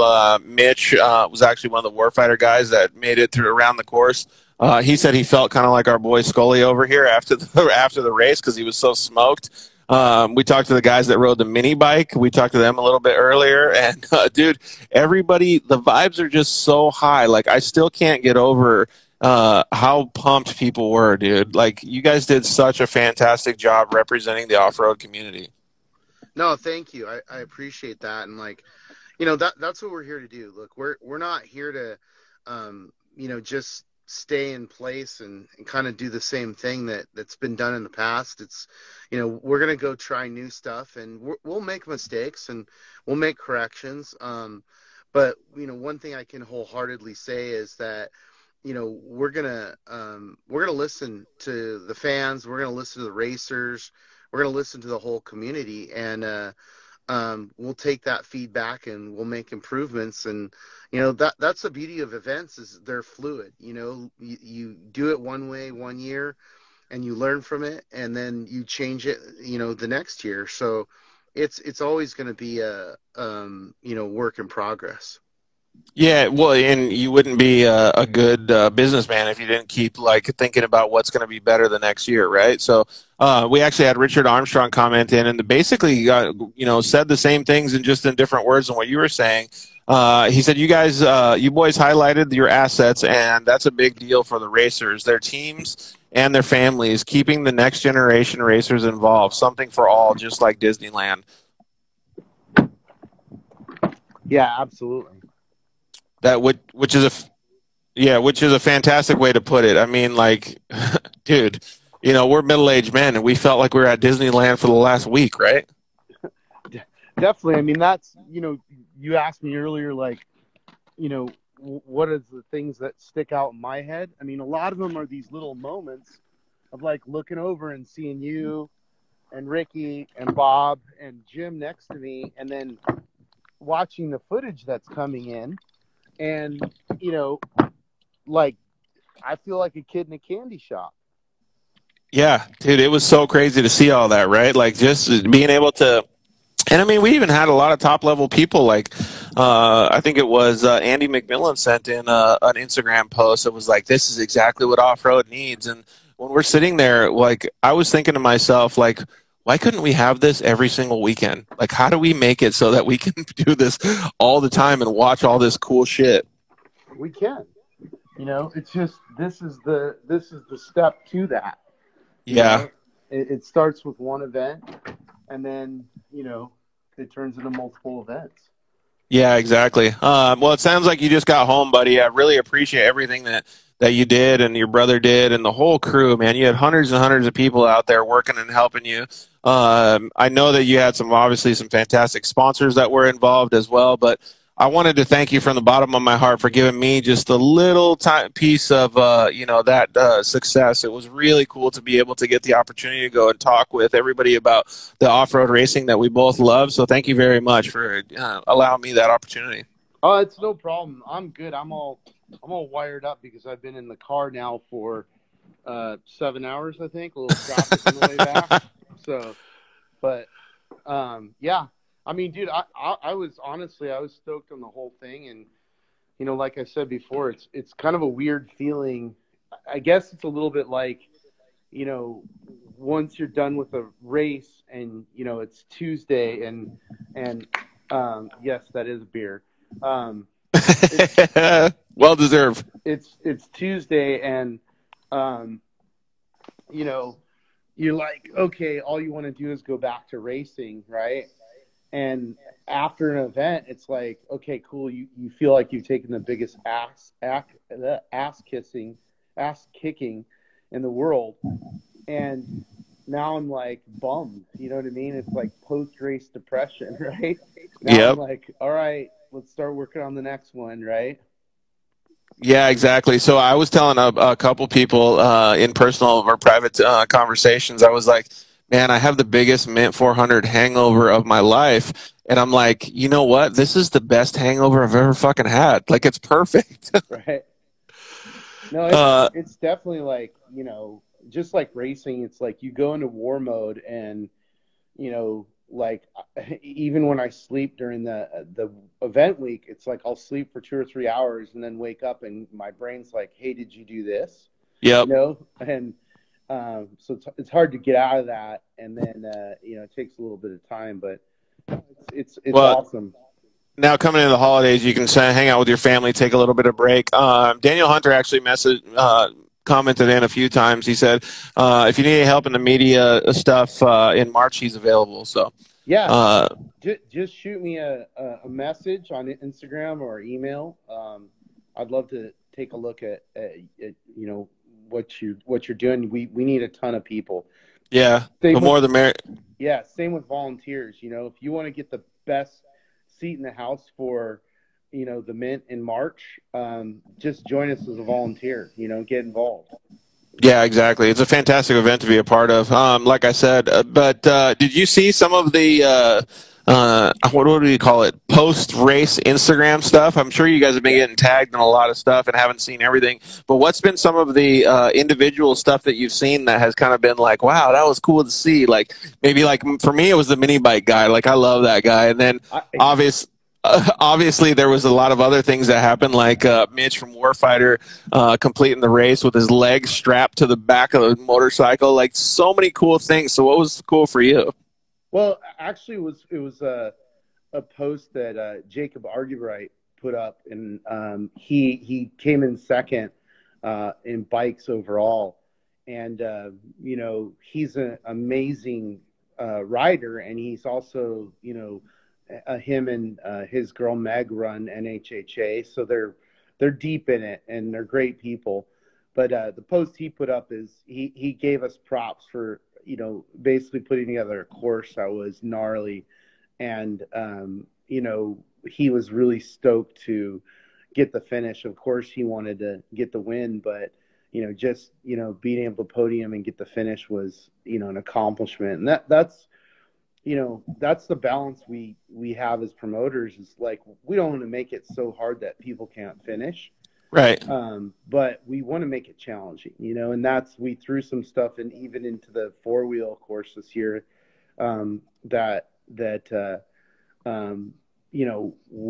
we knew was going to be questionable, and we had to make some changes during the race. So, but that's part of off-road racing is, we got to try stuff like that to keep it interesting and challenge everybody. Yeah, exactly. And then when it doesn't work out, you got to be able to adjust and be flexible. Dirty Donkey actually brings up a good point here. Thanks to the safety crew, they got to us so quickly. So we didn't mention that. I think we might have mentioned it yesterday, but thanks to David Nibris and all of his whole crew, man, because they did an insanely good job. Absolutely. I had a guy call me, and he said that he crashed on his bike, and he said it was less than 10 minutes. It was like, and he was in the truck, going back, and he was blown away. Same thing. I heard some stuff earlier, about broken vehicles, and same thing. Those guys are on it and they're passionate about what they do. And what's even funnier is I didn't know until after I saw the footage of it, but Kurt LeDuc was actually out there towing people out with them. No way. Yeah. So he actually towed out Jesse James. Jesse had a crash. He endoed his truck, and Kurt LeDuc showed up to tow him out. Dude, that's so crazy. Yeah, and some of the stuff like that we've seen over the last couple days, just of people posting stuff on Instagram. Like, I didn't know that that's what happened to Jesse James during the race. He went end over end, and Dustin Jones just showed us a video, or Robert Campbell sent in a video that was just like dust and cars getting tangled up. I mean, there was so many different things that the track, I don't want to say provided, but gave to the drivers that they had no idea what was going to happen. I mean, like, the race course really had a huge play in the event this year. Yeah, and so did the dust. I mean, we knew at this time of the year. Oh, look who just joined us, the Milkman Lachero. What's up, buddy? Great job winning. Yeah, congrats. That's a huge win. I mean, we'll talk about that for a minute. I mean, it's always a little bit emotional for me because a lot of these guys are, friends of mine, and I know what they're going through in their careers and their life and how much it takes to come and do battle, and what it means to be successful here, especially at this race. And Rob is, he's our GOAT. He's the greatest off-road racer of all time. But I know he feels a sense of urgency to continue to win because he's getting up there in age, and there's a lot of younger kids that are, they want to make their mark, and he's the mark, right? Yeah, absolutely. And So, while you're saying that, I know where you're going with the conversation, but I just want to say, like, they do it as a family effort. I mean, Lucero, his son, like, all of those people work on the car together. I mean, it's a whole family deal, and they're competing against these professional teams doing such a great job. yeah, absolutely. And his girl does a fantastic job of organizing them all. So it is a family affair, but it's like one of those things where, like, anybody can win this race. I mean, Right. honestly, I don't know who's going to win. I thought, obviously Concrete was a big player, and they had mechanical right away. Robbie Gordon had mechanical. Lofton had mechanical. So there's all sorts of things that just change and just change the outcome. But man, that was such an intense race. The back and forth between, really mostly Luke and Rob, but also some of the other top guys there. I mean, it was an intense race all day, and then how it came down to the wire, and then the drama of the rollover, and then the relationship between Rob and Luke, and how I sent Luke a text earlier today that I'm really proud that he is a representative of our sport and culture, because that was like the way that he carried himself in this situation was all class. 100%. So and Rob and Caden and Mark and everybody that was in those two organizations. It was really cool to see. I actually talked to Caden yesterday a little bit about it, and I said, I don't think that off-road has seen that type of connection with the fans and the community in a long time, and I'm very glad that they were a part of it, because it made me feel like I know these guys, even though we do, more than I did before. You know what I mean? And I can only imagine how people that aren't in a position where they can text Luke feel. You know what I mean? Like, it's got to be a great thing for them to see. Yeah, I was really proud of the moment, right? And it's this combination of things. It's like, I look out and I see this massive crowd at the finish line, and I'm like, dude, we've worked our asses off to get people to stay for the finish. It would drive me crazy when we would have finishes of this race and other races, and there's nobody there, and I'm like, people just dip out. Yeah, I'm like, people, like, this is the point. You got to stay, and so that was a victory. But also just how both Rob and Luke carried themselves and how emotional they were, about the whole thing. And, I think that, it's really cool to see that, because it's real, it's not some scripted thing. It's just wild. It's bonkers. It's just crazy all the way until the very end. Yeah, dude, just insane. And then, that same thing is going on in multiple classes, And so you talk about the 6100 trophy truck spec class, and the guy who won, like, he's not a big name guy, So winning this race is going to really propel his career. Yeah, it's going to help his program big time.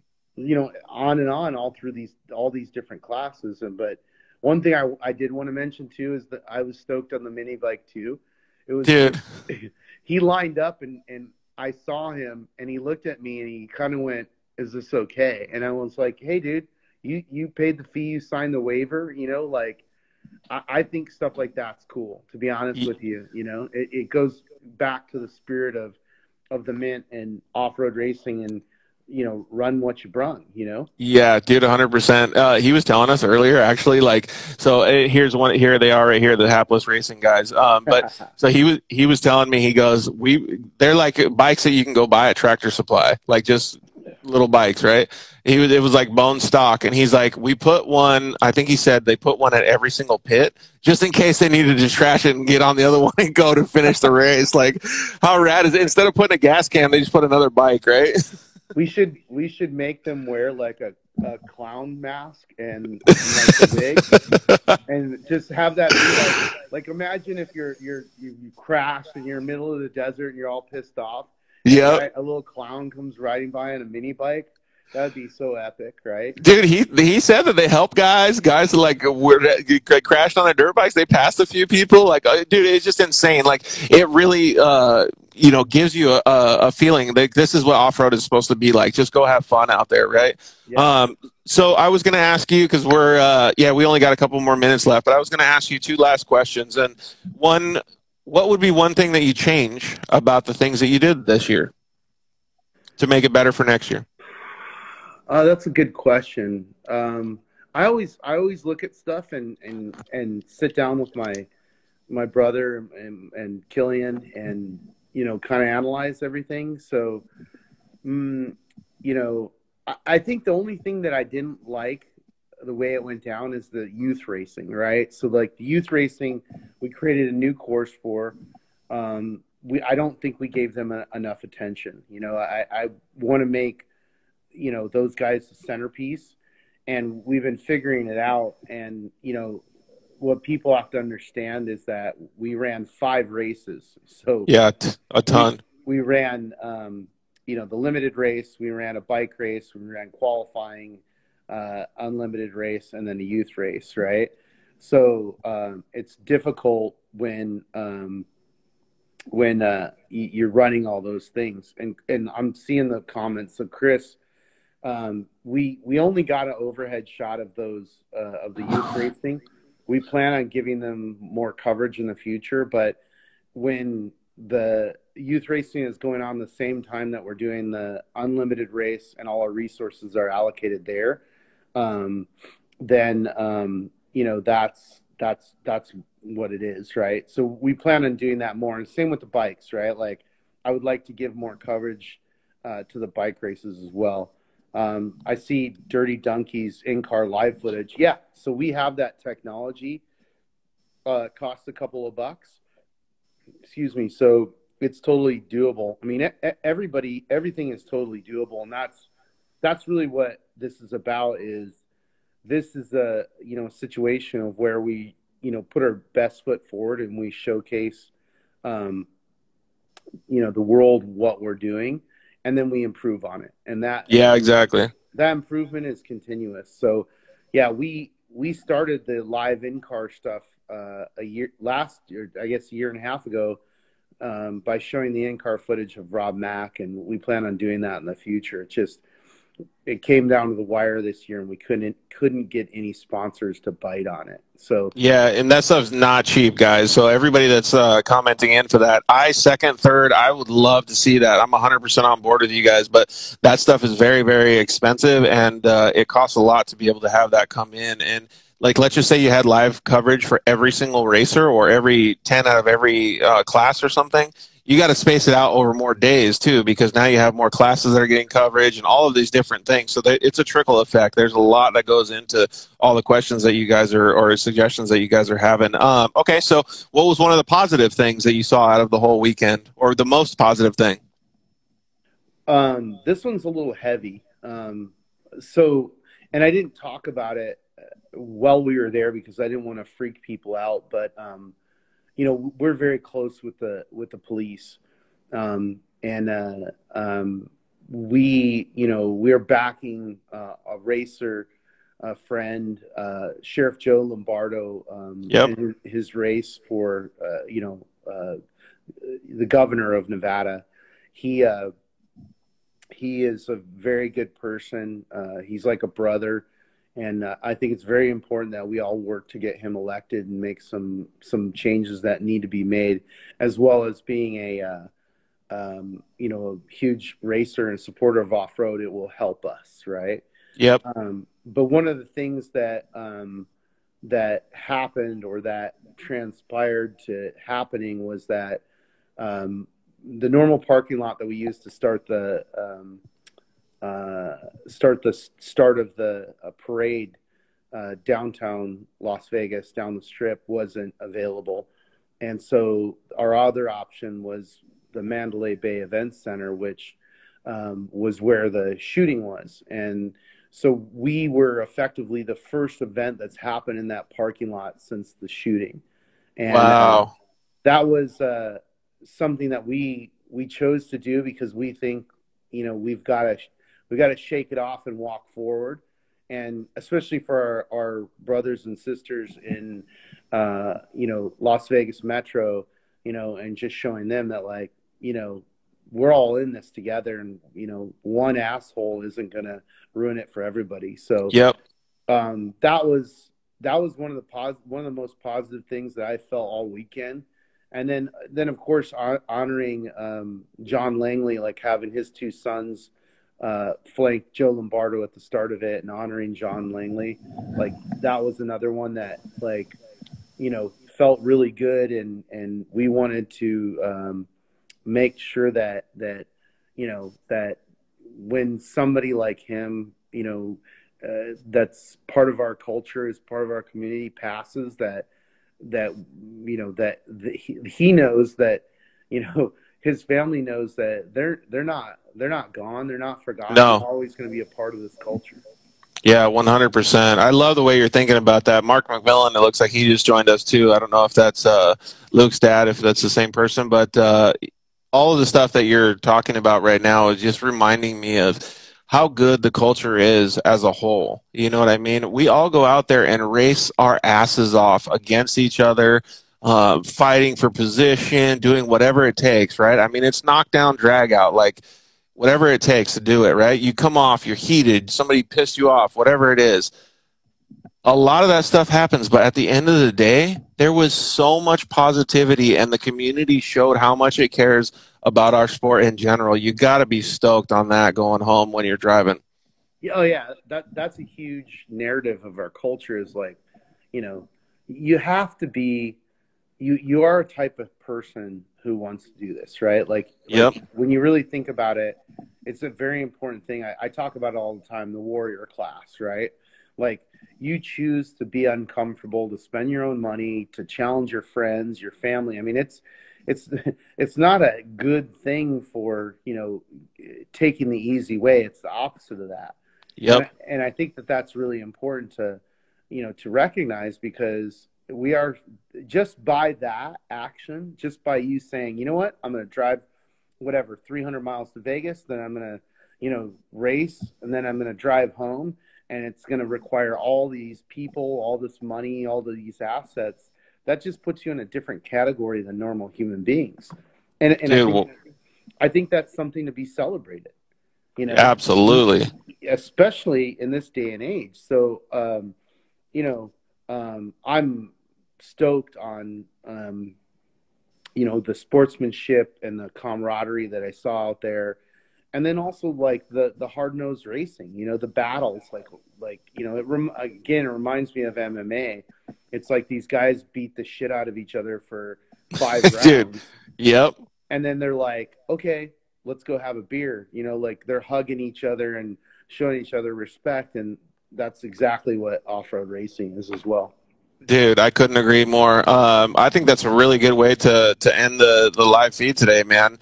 You did a fantastic job at the Mint, dude. Like, I couldn't have been more happy, like I said, to be a small part of it. And I think that you guys have some awesome plans for the next Mint 400 that's coming up. So give us a little bit of an idea of what's going on in your world.